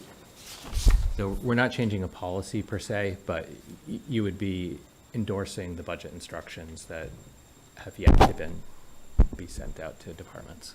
Okay, so that's what we would do next before everything goes to financial planning for next year at town meeting. Right. Nothing's gone to financial planning yet. Yes, okay. Nothing's been turned in from departments or updated. We have the 25 plan that we can roll forward to 26, but then there's also, again, this is more spelled out in the memo than on this slide, but there's inflationary factors. These numbers can increase, so we need to gain some understanding around what's variable within these submissions and plans, so we know a decent method to project forward what the impact is going to be for some of these higher dollar items. Yes, and that's why this works well. I mean, there's many things in here that have either come and gone or whatever, making decisions on some of it too. When will we actually go through this? Well, it culminates, we'll set a deadline of beginning of December for submissions and put that together, and there will be, I'm sure there's going to be some policy decisions. Yeah, we'll be meeting with each and every department head and looking at what they have and asking them to pick their priorities. Of course, when we meet with every department, we're going to know where we're at monetarily wise, and, yeah. And process-wise, by the bylaws, it goes to the Financial Planning Committee. Yeah. And that's where everything gets sort of debated and so forth, and then they produce some recommendations that would then come to us. Right. Yeah, because that's going to be this year coming up, it's going to be only the second year that they've actually had any say in what was going on. Prior years, they were given instruction, and that was the end of it. So. We're in a new era. Yeah, it's good because it's something that I think everybody's expecting that. We get more involved, they would get more involved. And the financial summit, which showed everything, which was the best way to have it, is you have to look at it globally. You can't look at it individually because you're not gonna, the value of one thing has to be changed sometimes to be able to bring the other up. Right. And I think I'm happy that we're on that track. And the good news is we're early. So we're not super early, but we're early enough to begin these discussions. And last year, you know, you could be critical of the process last year because everything was so encapsulated in a short period of time. We started the budget in January. So that was very imperfect, that schedule. But what was good about last year was there a lot more open and robust discussion with a lot more people, and there was a really thorough vetting of a lot of these items through these boards and committees. There was a lot of new people involved, a lot of questions were asked, and it was a short period of time, so that it was really kind of exhausting, but leading up to town meeting, it was a good process in terms of the boards and committees being engaged. And when I say boards and committees, I mean this board as well as the financial planning and the appropriations committee. So I'm looking at what you would like us to approve tonight, and basically it's these suggestions that. Yeah, I'm more You're looking for halfway your through- you're not even approval halfway that, through it. that you're endorsing those being part of the instructions that are given to departments. Okay. And to what Laura suggested earlier, this is, you know, us seeing this is brand new. We may, I think, want to dwell on it a little bit. From my perspective, even more importantly, is I want Steph to be able to spend some time with it, and the two of you spend some time together in advance of our next meeting, because I want to make sure that it is your recommendation to approve these, and you saw this the same time we did, because you're brand new here. Yeah. So I think it makes even more sense to go ahead and delay. I think we can, at the end of Jason's presentation, we can look at them and sort of by consensus say, yeah, we think generally this looks okay. And I think if it does, I think that would be appropriate, no vote or anything like that. That would allow him to at least continue on this path. Yep. So that departments can be notified and everything else. But ultimately, you know, Steph needs to get buy-in to this. She may have different ideas, we don't know.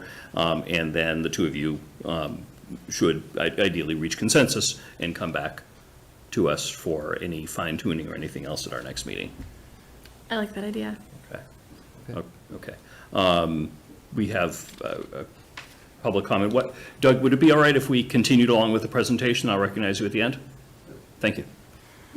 All right, so concluding the section on the capital plan, left the best for last. It's the operating budget. And okay, next slide. Yeah, next slide. All right, so this, obviously, this follows what we talked about at the August 2024 Financial Summit,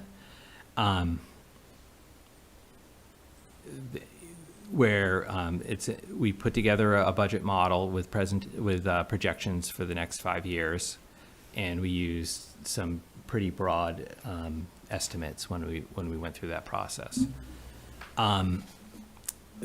This is to look at the Proposition 2.5 constraints. We have excess levy capacity now of $2.5 million.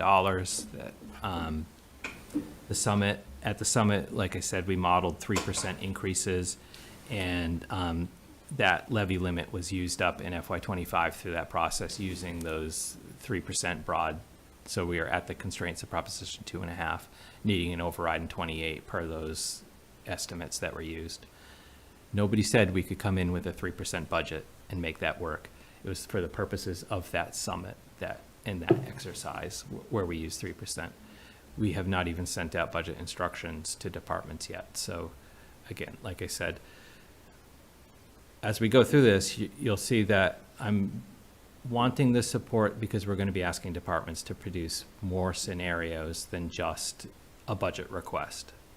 Because we are likely going to be we have these Proposition 2.5 constraints that are going to be coming in the window for 26.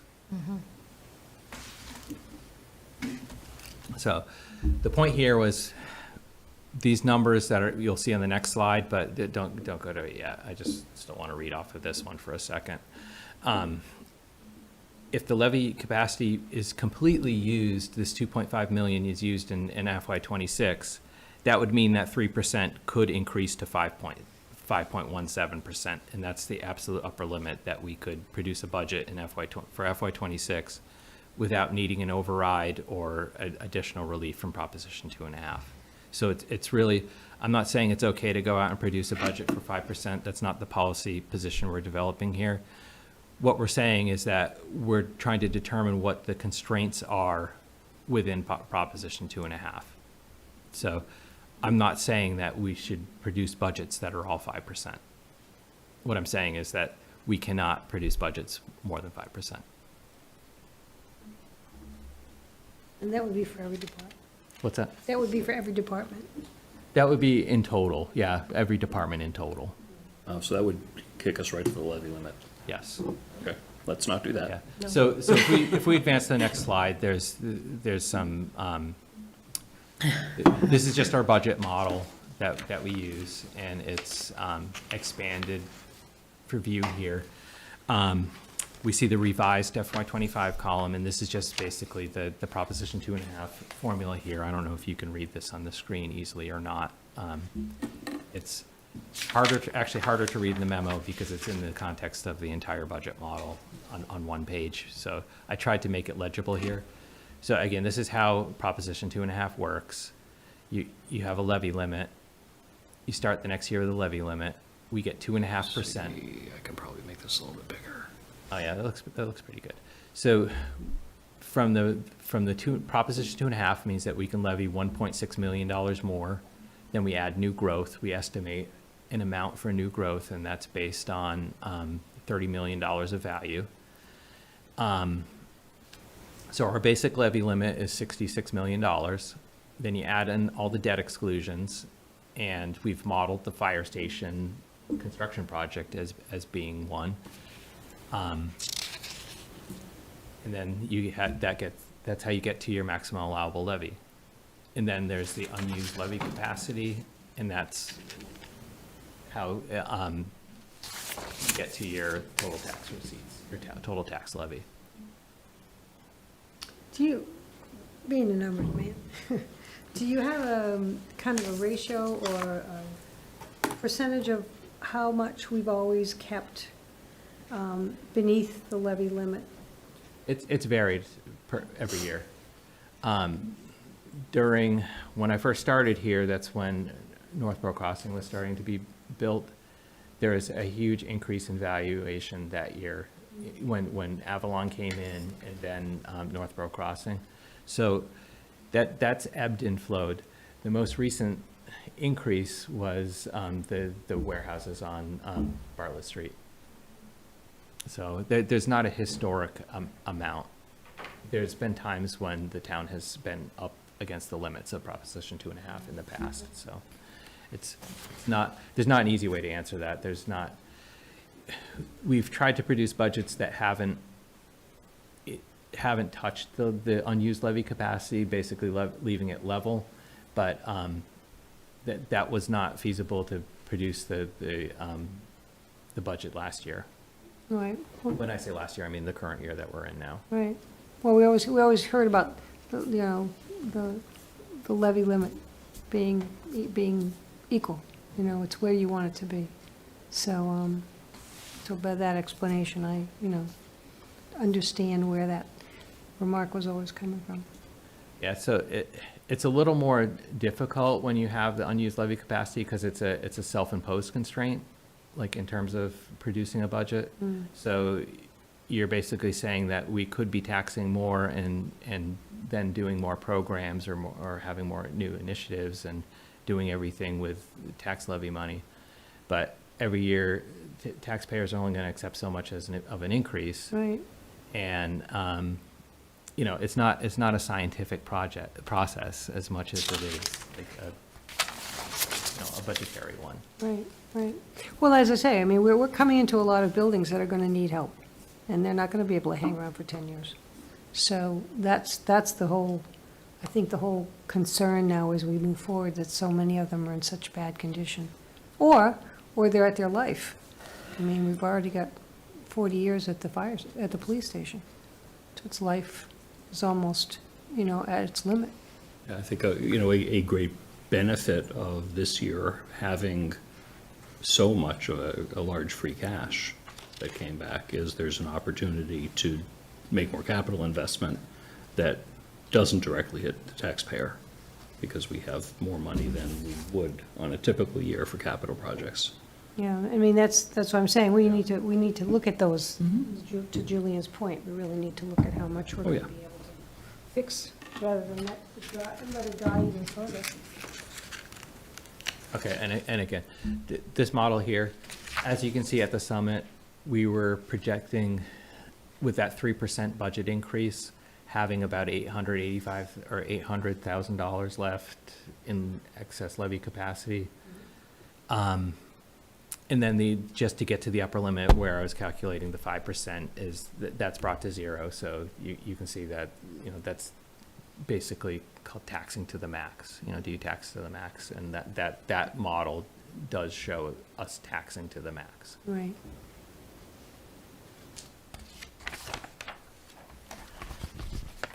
And then these are the other components of that make up the general fund revenue budget. There's total tax receipts, that's just taken from the prior slide. State aid, then all the uses of free cash. In the summit model, we were predicting $2 million being used toward capital, and then we were predicting using $400,000 from the levy to fund the stabilization fund. This one here shows in the upper limit model just that change because it's free cash. It doesn't impact the tax predictions, but that was that free cash plan that I laid out earlier. $400,000 being used from free cash to the special purpose stabilization fund. Then we have local receipts increase, through this budget model, we've increased them $100,000 a year every year. And then other funds are the transfers that come from other funds into the general fund that are voted as part of the town's budget. Now, we talked about having an excise tax, bringing in more revenue. How are our meals tax? Is that something that's increased and done well? Or is it just a really small portion? Yeah, meals tax, I believe it's under $500,000, and it's coming in on budget. We tried to be conservative with that throughout the pandemic. I think at the start of it in 2020, everybody was afraid that was going to be zero and not $500,000 of our local receipts. They really never slowed down, and I think like the takeout business and so forth during the pandemic stemmed the tide there. Rooms and meals are both excises, and I don't think we're going to be getting much in terms of, we've got 2 facilities in town, and I don't think we're going to be getting much in the rooms tax. The rooms tax is generally about $100,000 a year that we get. It's a surcharge on the state tax at the hotels. Okay. But yes, we've been doing well with the meals tax. We're not balancing the budget on the back of the meals tax, but it's one way that we've continued to fund the OPEB contribution, because when we made the decision to adopt those local option taxes, that's when we said it's an informal funding source for our OPEB contribution. So they're almost equivalent, the amount of rooms and meals tax along with our OPEB contribution. So that's basically, we adopted that revenue stream in order to pay it, but we didn't line it up formally. It was just an explanation for why we were going to adopt the local option taxes. And have we come to a limit, have we come up to where we needed to be with OPEB because we hadn't put money into it for a couple of years? There's no hard number that we should have in OPEB. We have a liability. It's in the $30 million category, but our funding percentage is increasing every year as a result of us putting money into the OPEB trust fund. So it's like our pension plan.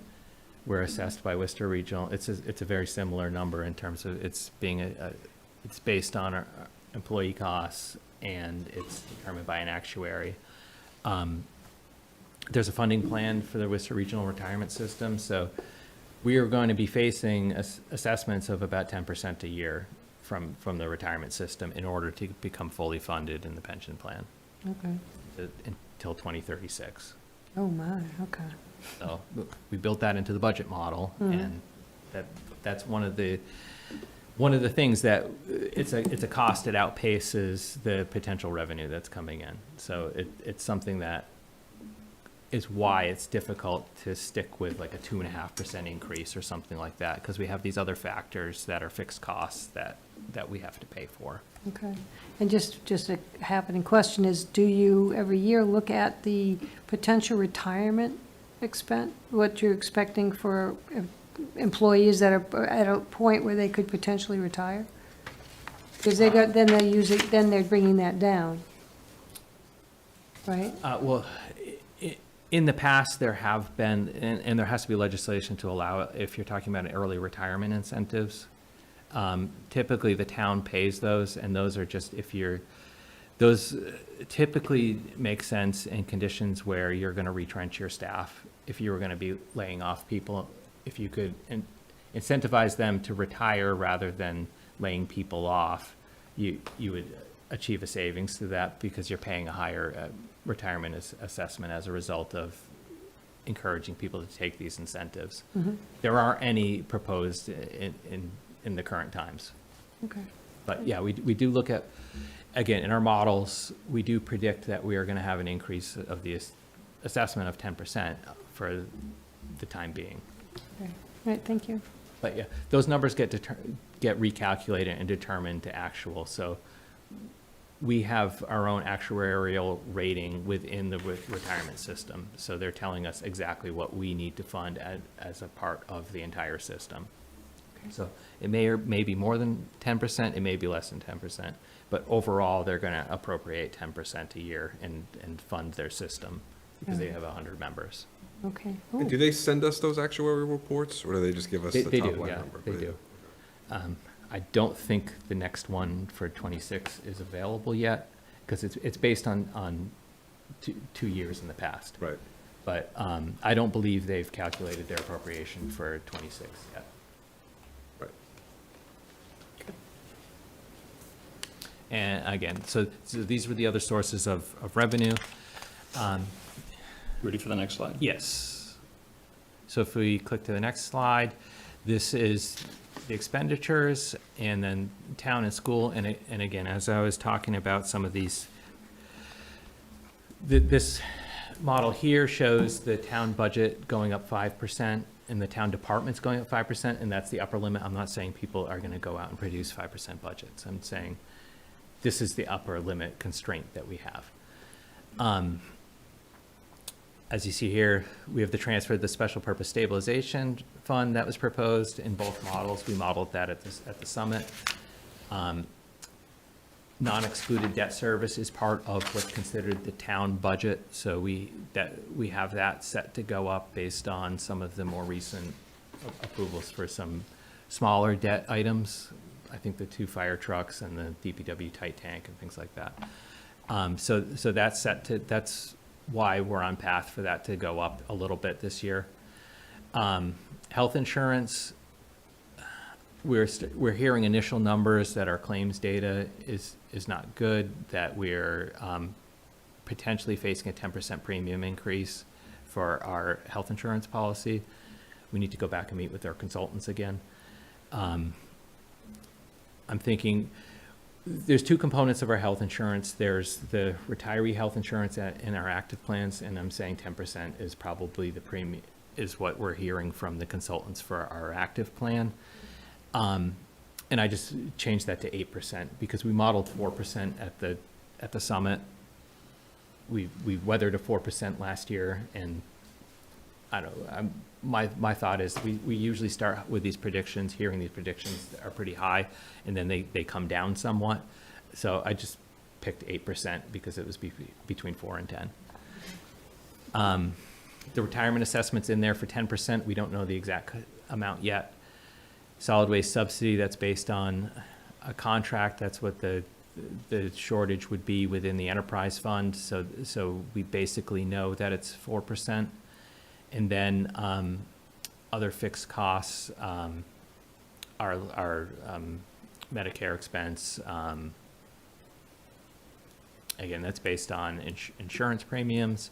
I didn't change it between the summit and here, so I know there's some pretty specific things within there that led to the 5.86%, but they're fixed costs, so they're unavoidable costs that we're going to face regardless. Is, not to get off track, but the health insurance, like provider, who does Northborough use? Is it GIC or? Well, we have a single source. We work through a health insurance consultant that bids out our insurance, and right now our providers, we have a contract with Harvard Pilgrim this year, and it was Harvard Pilgrim last year. We're experience-based in our plan. We're a member of a JPA with Town of Southborough and the region, so we have a bigger risk pool, so we're able to attract a lower rate as a result of that. Okay. But no, it's not the GIC. Our budget increases have actually outperformed the GIC in terms of their increases, so we haven't had a burning need to go to the GIC. And I think that, you know, there was a lot of, whenever we've looked at the GIC, there's been some unattractive things to it at whatever year. There was the year that, I think when we were looking at it, they had frozen some of the providers that covered this area and weren't allowing people to. Oh, okay. Yeah, I'm not advocating for them. I was just curious. But no, we work with a company called NFP. Okay. And, they've, the same personnel that have worked there, they've been acquired, and it's a consulting company, and we've worked with, Ken Lombardi's his name, and William Short. They're two consultants that we've worked with for years. Can I just ask one question more about the insurance? Is it the same? Is everybody's coverage the same, like from the unions and from the non-union in the schools? Are they all the same? Yes, And Different it's one what they get? policy, yeah. Like a PPO or HMO, yeah, they could choose different packages, but it's the same, yeah. It's Right, all the- supposed to be the same. The plan design is the change. There's some minor details in terms of, we've gone through the route of doing some plan design changes where we have what's called health reimbursement arrangements, where we reimburse employees for high co-payments that are part of a plan design. So we have inpatient, outpatient co-payments of $1,000 and $500, which are pretty high compared to what your ordinary copay would be. But we hold the employees harmless for those, the inpatient, outpatient co-payments. A number of years ago, we added a high-tech imaging copay of $250, and that was reimbursable. And then it affects collective bargaining because all of the bargaining units signed memorandums of understanding that they would accept these plan designs in exchange for the reimbursement arrangement. And this is, I'm going on it, the only difference is that the school union didn't accept the MOU for the high-tech imaging, but the school department is paying those reimbursements out of their budget. Oh. So, just one very, very minor nuance to it, but the question is that the plan design is the change for the town. Plan design is the same for the town and the schools for the most part. Yeah, because I would think it would be fair to everybody to have all the same benefits. Yeah. And most especially because, you know, the people who aren't on aren't school and aren't on unions kind of lose a little bit sometimes because they don't seem to get the play. One of the reasons why they wanted to accept, like their union didn't want to go with that was because they pay a lower contribution rate towards the same plan. The town's on a 70-30 cost sharing plan where the school department is 75-25. So they pay 5% less in terms of the premium. Okay, thanks. You ready for the next slide? Oh, and, yeah, so, again, the next part of this is the school budgets. So, it's showing that the operating assessments are 5% for Assabet and Algonquin operating and the K-8 schools. So, again, I'm not saying that they should produce budgets that are at the 5%, but that would be our uppermost constraint. And this is the rest of the budget model. This is just the reserve fund, transfer stabilization, the special articles. the debt excluded debt service, and that's a balanced budget. Was the White Cliffs all done on debt service? The White Cliffs is within the CPA, and then these numbers don't include the CPA. Oh, okay. It's a wash either way. Yeah. So the White Cliffs, I think there's about 2 years left of debt service. Yeah, because that's what I thought it was up to that to do, so it's almost done.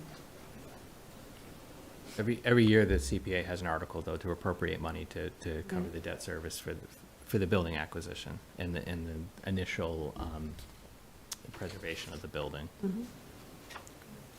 Go back to the October CPA meeting, I presented on that to the CPC. I don't have that presentation in front of me. But if you look at it. Send me the link. I can. You could drop that mic, you would. That's it. No, there's still a few more slides left. All right, so this is just showing those numbers on one page in a highly summarized way.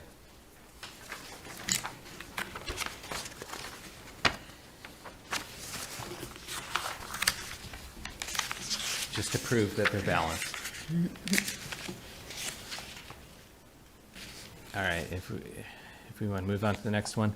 So again, my recommendation for how to handle these constraints is to produce budgets with 3 scenarios. Ask for a level, we typically have in the past asked for level service budgets from every department. And when they would produce a supplemental budget request, the answer was just no.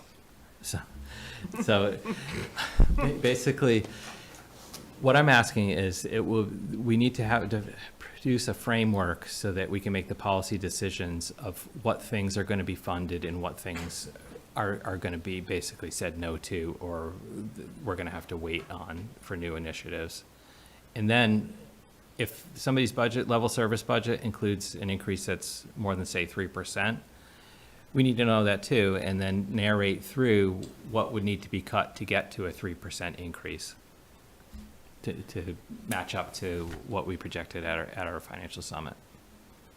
And so this is going to be more work for departments to produce 3 budget scenarios, potentially 3 budget scenarios. So that's the extent of what I'm bringing forward tonight is and ask for support of producing budget instructions that are going to be more work for departments. Yeah, I like the idea of at least the level service and the 3%. And when I say ideal, we heard a lot of proposals for needs at the Finance Summit, and I'm not belittling any of them, but I don't foresee us being able to say yes to all of them or many of them. I think the thought you put into this is great, and I think having our department heads prioritize where they see it, and also recognizing that we need to save money, I think it'll be a good exercise. And hopefully it's not going to be something that'll be ongoing difficult. It'll be something that we'll be able to do going forward. I think that, on the assumption that tomorrow goes well for the fire station project, we recognize, and town meeting recognized that, folks are going to be asked to pay a little bit more next year to support that project. Anything we can do, particularly next year, to offset that increase, not completely, but to budget accordingly, knowing that that's coming, I think makes some sense. That I am very happy that our free cash came in as high as it did, that will allow us to, I think, do very well on the capital side. We have to be very careful on the operating side. I would not be opposed to having a discussion about, I think you're suggesting putting $500,000 of the free cash into operating. I would not be opposed to making that a little bit higher, on a one-time basis, so that we can at least preserve what we've got. understanding that that'll sacrifice us 100, you know, if we increase that by $100,000, we're sacrificing capital by $100,000, but our capital is still higher than we anticipated it to be, and probably higher than it's been for a number of years. Those are things that we don't know yet what all of those needs look like. I would just say this, obviously, you know, the risk with allocating more than $500,000 to the budget is the potential risk of creating a structural deficit. Yep. Because next year, we may not have that increased amount available, and there was a number of years where we phased into that $500,000, to phase down to that $500,000 through the financial policy process, and we would just have to have a policy vote to overlook our policy so that we can. Yeah, I mean, you know, it's a matter of balancing all of the different pieces, including, you know, a one-time increase. You know, that increase will stay with us for, you know, 20 to 30 years, but the delta is the big one this year, going, you know, into next year because of the fire station project, again, on the assumption that it goes well tomorrow. And thinking about how to balance that off as much as we can for the taxpayer. But I agree, I don't want that to become a structural issue. Where do you think, because we've talked again about the buildings and the maintenance of the buildings, that, you know, washing the windows once a year, doing the deep cleaning once a year that you should do, whether it's, you know, taking the mold off the buildings or whatever. How do we get that into this budget so that we can start to do those things? Because everything has been where we've had requests from, like, the senior center to clean their floors and things that just have not been part of their budget to do that, but then it moves to the facilities column. So in that facilities column, we have to be able to expect maybe to put that to be a higher piece to be able to start that process of the maintenance that hasn't been done, and then catch up with some of the other stuff. Right, I mean, if it's some kind of initiative that would have a useful life of more than 5 years, and $25,000 would be appropriate for it to be a capital article. Otherwise, if it's lesser than that, that would be a conversation, I think, that the department would have to have with the facilities department to fund it and budget that within the facilities budget, within the general fund. Right, that might be something to Oh, absolutely. set your cap on. Yeah, absolutely. I think, I mean, we've gone on long enough, and when we hear the stories, and just, I mean, there's a lot of things, like, how often is your sprinkler system checked? And is it really checked, you know?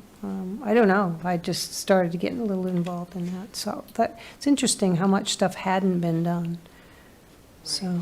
Yeah, I mean, I think we all kind of knew that these needs were going to be uncovered through hiring a facilities manager. And unacknowledged needs doesn't mean that there's zero. Right. I mean, that was what everybody said all along, was we are going to save personnel time and heartache from people that aren't really a department head managing a building that's not really a facilities manager trying to do that. And I mean, we're all helped by there being a facilities manager on staff, and it was really thankful that that position was finally funded after years of it being first being classified, and then it was unfilled and unbudgeted for years, and then we were all very thankful, and it was helpful basically to everybody that that position was added to our roster of employees. But I think the effect of that is now we're seeing what the needs are and what it's going to cost to maintain the buildings. Right, right. Okay, next slide. And yeah, I don't think I have any more. Yeah, I recommended, and if you're not comfortable taking a position on the free cash plan, I understand that. If that budget, if your vote could be to support the budget instructions, I really would like to get those out to departments. So that's The operating budget or the CIP and operating? To produce them, you're asking for additional information. Okay. That's But- the three scenarios. The three scenarios. Yeah, for operating budget, Yeah. right? Not the other one, not the CIP. The CIP, you wouldn't be taking a policy position on how much we're funding of the CIP. You'd be endorsing the plan to ask for 10 years in Oh. addition to asking for additional information. That's this. Correct, yes. Yeah. I thought they were excellent suggestions. Yes, I think so too. Right, so if you don't want to vote on the free cash plan, I would like you to at least vote to support the operating and capital budget. Because that allows you to get instructions. started. Okay. Yeah. And Steph, and are I you- would back that, absolutely. I mean, even just looking at the capital improvement plan, these are questions I've always asked. You know, alternative funding, you know, in priorities. Why it would be over something else. And hopefully with this, we're getting more information, and not only the department head is looking at their item of concern, and then when we go to the other bodies, they'll be able to represent their need and be able to, figure out what they can cut and what they could keep if we cut it down to a 3% or even level funded at this time. And it's a collective bargaining year as well. So we have 5 unions, and if you think about the increase of that, and a lot of it might be retroactive pay, and so we are dealing with a heavy hitting year. And pretty much everything that's on here, all the things that you've bulleted are what you're going to be asking for, or is it just the 10-year request? No, the additional. All this information. The stuff that's in the memo, yes. Right. Good. I'd feel comfortable holding off on free cash plan Okay. and moving forward, especially if it's going to help the budgeting process continue to move along. I know that there's been a lot of, comments around the financial planning for this year, so thank you for going into such depth with this, though. I really appreciate it. You're welcome. Yeah, this is really, really good. Are folks okay with moving forward Yeah. with the other two item? And obviously Steph is recommending that. Again, we can Yeah. develop a capital plan that's blind to the financing source. Again, it would be helpful to have a free cash plan in place so we know how much money is going to be devoted to the capital plan. But that would be helpful along the way. We can still produce budget instructions Perfect. without the free cash plan. Perfect. I would just love a little bit more time to look at the numbers and digest them, but thank you for being flexible. A while back, I said that I'd recognize Doug. Doug, if you want to come up to the microphone, and then we'll entertain a motion. Just 2 questions. Do you know what the approximate annual receipts are for the state lottery? The state lottery is part of what's now called unrestricted general government aid. And it used to be called lottery aid years and years and years ago. So I think that component of our state aid is about $700,000. Off the top of my head, I'm not 100% sure. It is called out, if you look at unrestricted general government aid as one component of our, quote, cherry sheet state aid money that comes in, I believe it's $770,000, but. Well, it's got sticker But you raise a good point, though, because we did have a nice winner this year. Does the town get money for I don't think that? that does make a difference. Oh, Yeah. The store does. Yeah. We used to get all of the lottery, many years ago, cities and Yeah. towns got 100% of the lottery aid. They changed the name and took away some of the money. Sorry. I'm sorry, Doug, you had another question? Yeah, the last question is, I've got this capital improvement program, and I noticed that for FY '26, you've got a $20 million budget for town offices building project. Did you notice that? So what's that all about? Yeah, it was a number assigned to this town hall, a renovation project here. When discussions started happening around the financial summit, that was subtracted out. It was a guess. So they're taking it out? Yeah, because it's unlikely that a town hall project would be undertaken until well after Peasley School. Oh. Yeah, so the Financial Planning Committee will be taking a look at that. Their job is to create this plan and do the FY '26 update. That would be part of that process. Great, thanks, Doug. Okay, is there a Yes. motion? Mr. Chair, I move the board vote to adopt and support the capital and operating budget instructions as presented in the memo by the finance director included in the meeting packet. Second. Okay, motion's been made and seconded. Any discussion? All those in favor, say. Aye. I see that as unanimous. Jason, thank you so much And for all the time. will this capital, evening. and sorry, will the free cash plan discussion, will that come back at our next meeting now? Okay, Linda, if you could make a note to put that on our Does that next sound good? agenda. Again. Okay, Yep, that's great. thank you. It won't take as much time. We've already reviewed it, but I think it does make sense for the two of you to have some more conversations, make sure that that sounds in line.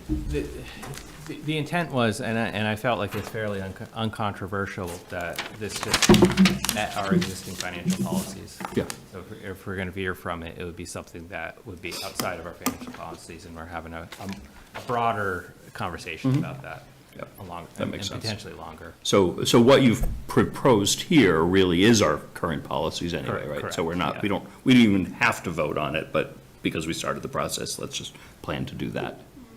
Well, there would be a choice. I mean, we could not put $400,000 into a special purpose Sure. stabilization fund, and we could put that money toward the capital plan, but Right. it was really a combination of the discussion from the last meeting Yeah. combined with our financial policies.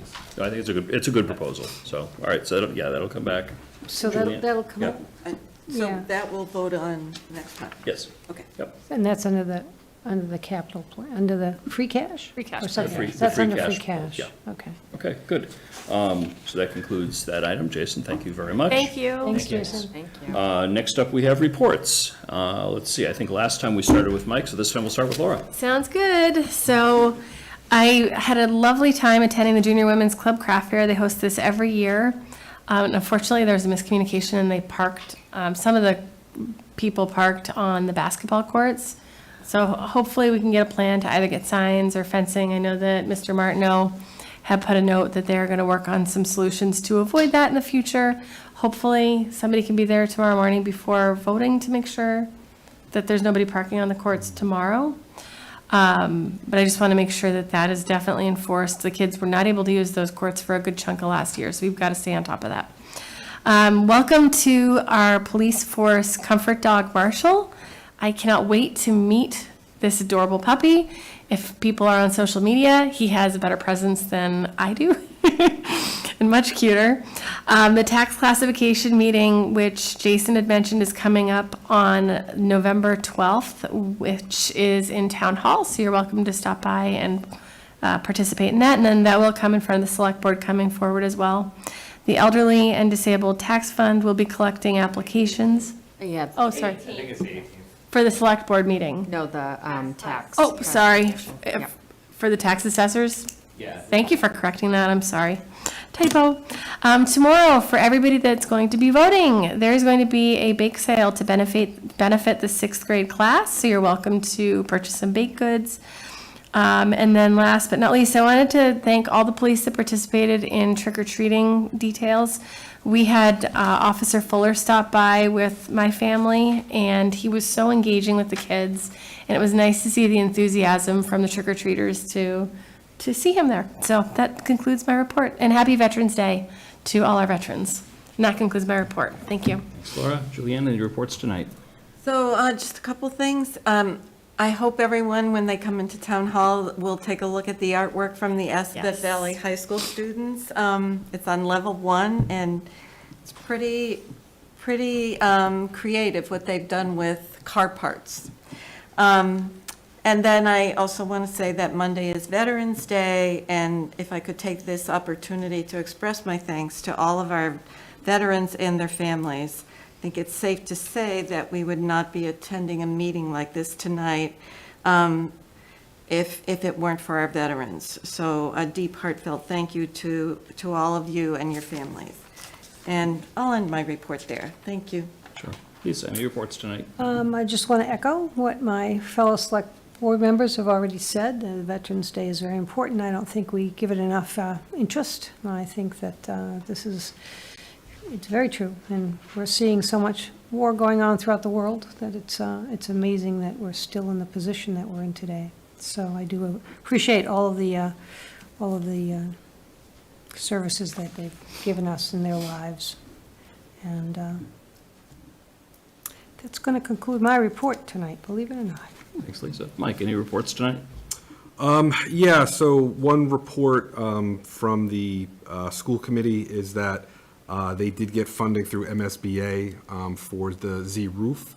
I don't have the details of it. I was trying to flip through their agenda and meeting packet, and it's way worse than ours. I couldn't even get through it to give you the numbers. But so yeah, just a report on that. And then to obviously echo, the comments about Veterans Day. My grandfather, Herb Tejan, who passed away a few years ago, but was a veteran of the Korean War. It was fun. I'd always call them on Veterans Day with the kids, and they'd always thank him for his service and everything. It was always a nice piece.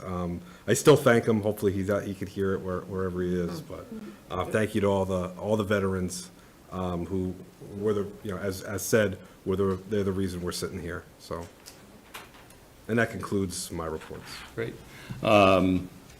Everything I wanted to mention has already been mentioned, so I won't continue the meeting necessarily long, but happy Election Day tomorrow to all who celebrate, and then obviously that question 6 places a big direction on us one way or another, which we'll certainly discuss at upcoming meetings. Steph, any reports tonight? Oh my goodness. Sorry to put you on the spot. It was a whirlwind today. No, I was just getting my feet wet and getting hooked up electronically, and we went to the WRTA meeting. I saw you both at. Yeah, and met some people I haven't met. I have a lot to do. Yes. Well, welcome. Yes, Thank welcome. you, yeah. Okay, Di, any reports tonight? I have no report. Thank you. Very good. Next up on our agenda, future agenda items. Does anyone have anything that they wish to add to a future agenda? Julianne? So always with the tax classification, it's, a part of the discussion is protecting small businesses. And what kind of information can we get about how many small businesses we have that would, if we did decide to go into a split rate, what kind of information can we get on how many of these small businesses there are that would be exempt if we did a higher classification for industrial and commercial? And even, a list of. I'm not sure how they would be exempt from that. Thank you. So my understanding is that there's criteria that if you are a small commercial enterprise, and a town has a split tax rate, you would be exempt from the higher rate. It's something like a number of employees or something like that. Okay. Can we try to get some Am I wrong? information? Absolutely. Yeah, because our next meeting is the tax classification. Right. So But if we, that always comes up. okay, if we could ask the assessors or whoever can prepare that to answer that question. I know at an MMA meeting I had gone to, I had asked about, is there something like square footage wise you could do different? And there isn't. So they didn't describe any differences for taxation of businesses or commercial space. But maybe, I don't I don't remember know. anything different for small businesses, but I could be misremembering. So we'll get that, we will have that answered, Well, unless we get it now. There's a small business commercial exemption that could be made. It goes to the property owner, not to the business owner. Oh, that's right. So that is something that'll be part of the assessor's presentation when they come forward with the classification here. Okay. So it might be useful to the extent that they can determine it, what percentage of the business, the commercial properties are owner occupied versus leased out. Yeah, so there's the residential exemption, which is a shift among residential class for rental properties and owner occupied rental properties. We don't adopt that here. That's usually just cities and places on the Cape that adopt that exemption. The places that have a high level of high level of rental property, which we don't have here. The small commercial exemption as well, that's something, it's shifting the rate between the business class.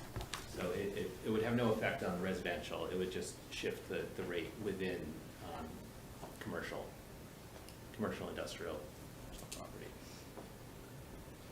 And I have one more thing Sure. for the future agenda.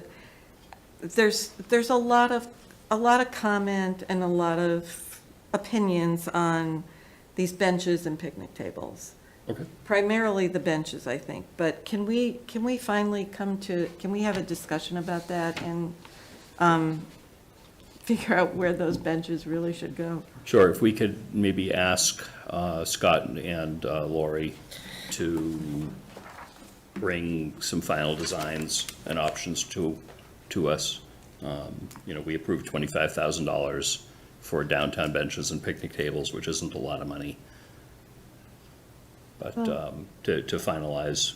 So we could look at that and maybe have some input into that. Sure. I think that'd be great. Okay, but keep in mind that we need to make a decision quickly. Yes. Or we risk losing. Yeah, no, but I think it's worthwhile, because there's a lot of, I've heard some people talking about what's happening to the town common and the changes that it's gonna make to the town common, and I think that committee really worked hard to create what they did. And I don't know that I would feel good about seeing, a total different look with the benches in the back, well, not the benches, but the tables on Yeah. cement. And we tried to minimize the impact, but also minimize the cost at the same time. Yeah. If we wanted to, we could perhaps allocate some additional funds to get something that's closer to the design that the original town common design had before they had to cut their picnic tables. Or That's a just plus. put them in Assabet, we don't have to have Yeah, them there. I was honestly really looking for some enhancements to the downtown area, Well- was that purpose of that funding. Yes, but perhaps we can, look and see what they have and go it with the All board. right, so we'll try to get some input on that. next time. One more. Sure. So do you think that we should finish the ARPA allocations so that we have December as a kind of? I think from hearing from Scott that he didn't think he would have all the final sidewalk numbers until the first meeting in December, right? Yeah, So I got pushed back. yeah, he's just still gathering information on, so we're gonna have to make, And after what A we lot spent of tonight, we're at like, what, 590? something in that Like range, in yeah, I total? don't remember.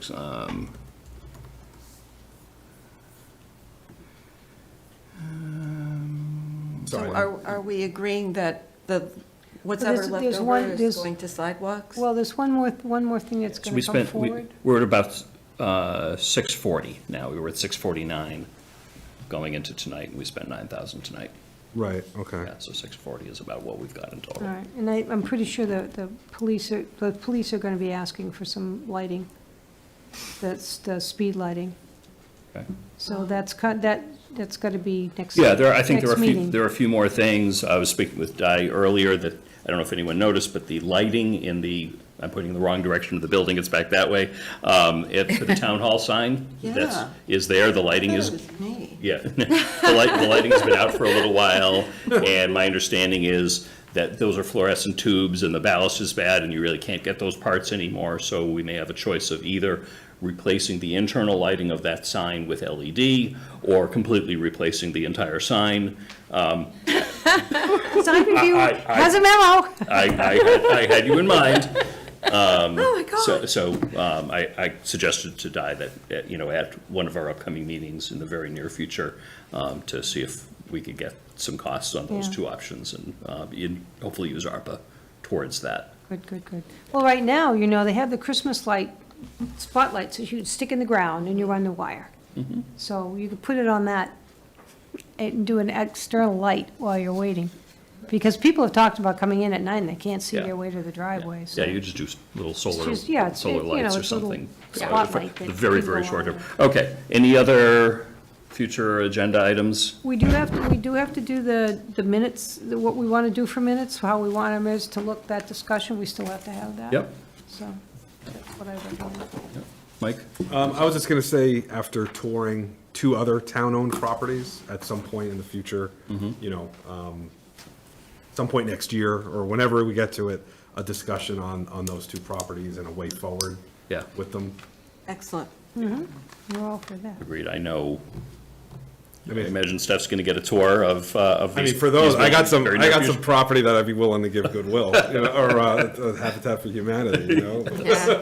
Right? Oh, You ready to sell your we had- house? We You had gonna that give your house discussion to them? once. All right. Seeing no other items, is there any public comment before we close out this evening? Let's see, public comment. If you are in person or remote and you have something to offer, if you could raise your electronic hand, I'd be happy to recognize you.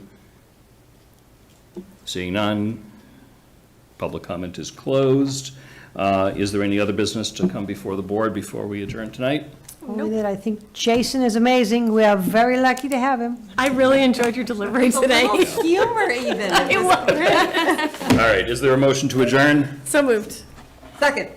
Oh, my goodness. Motion's been made and seconded to adjourn. All those in favor? Aye. Aye. Unanimous. We're adjourned 11:04 PM. Thank you very much, everyone. Have a wonderful night.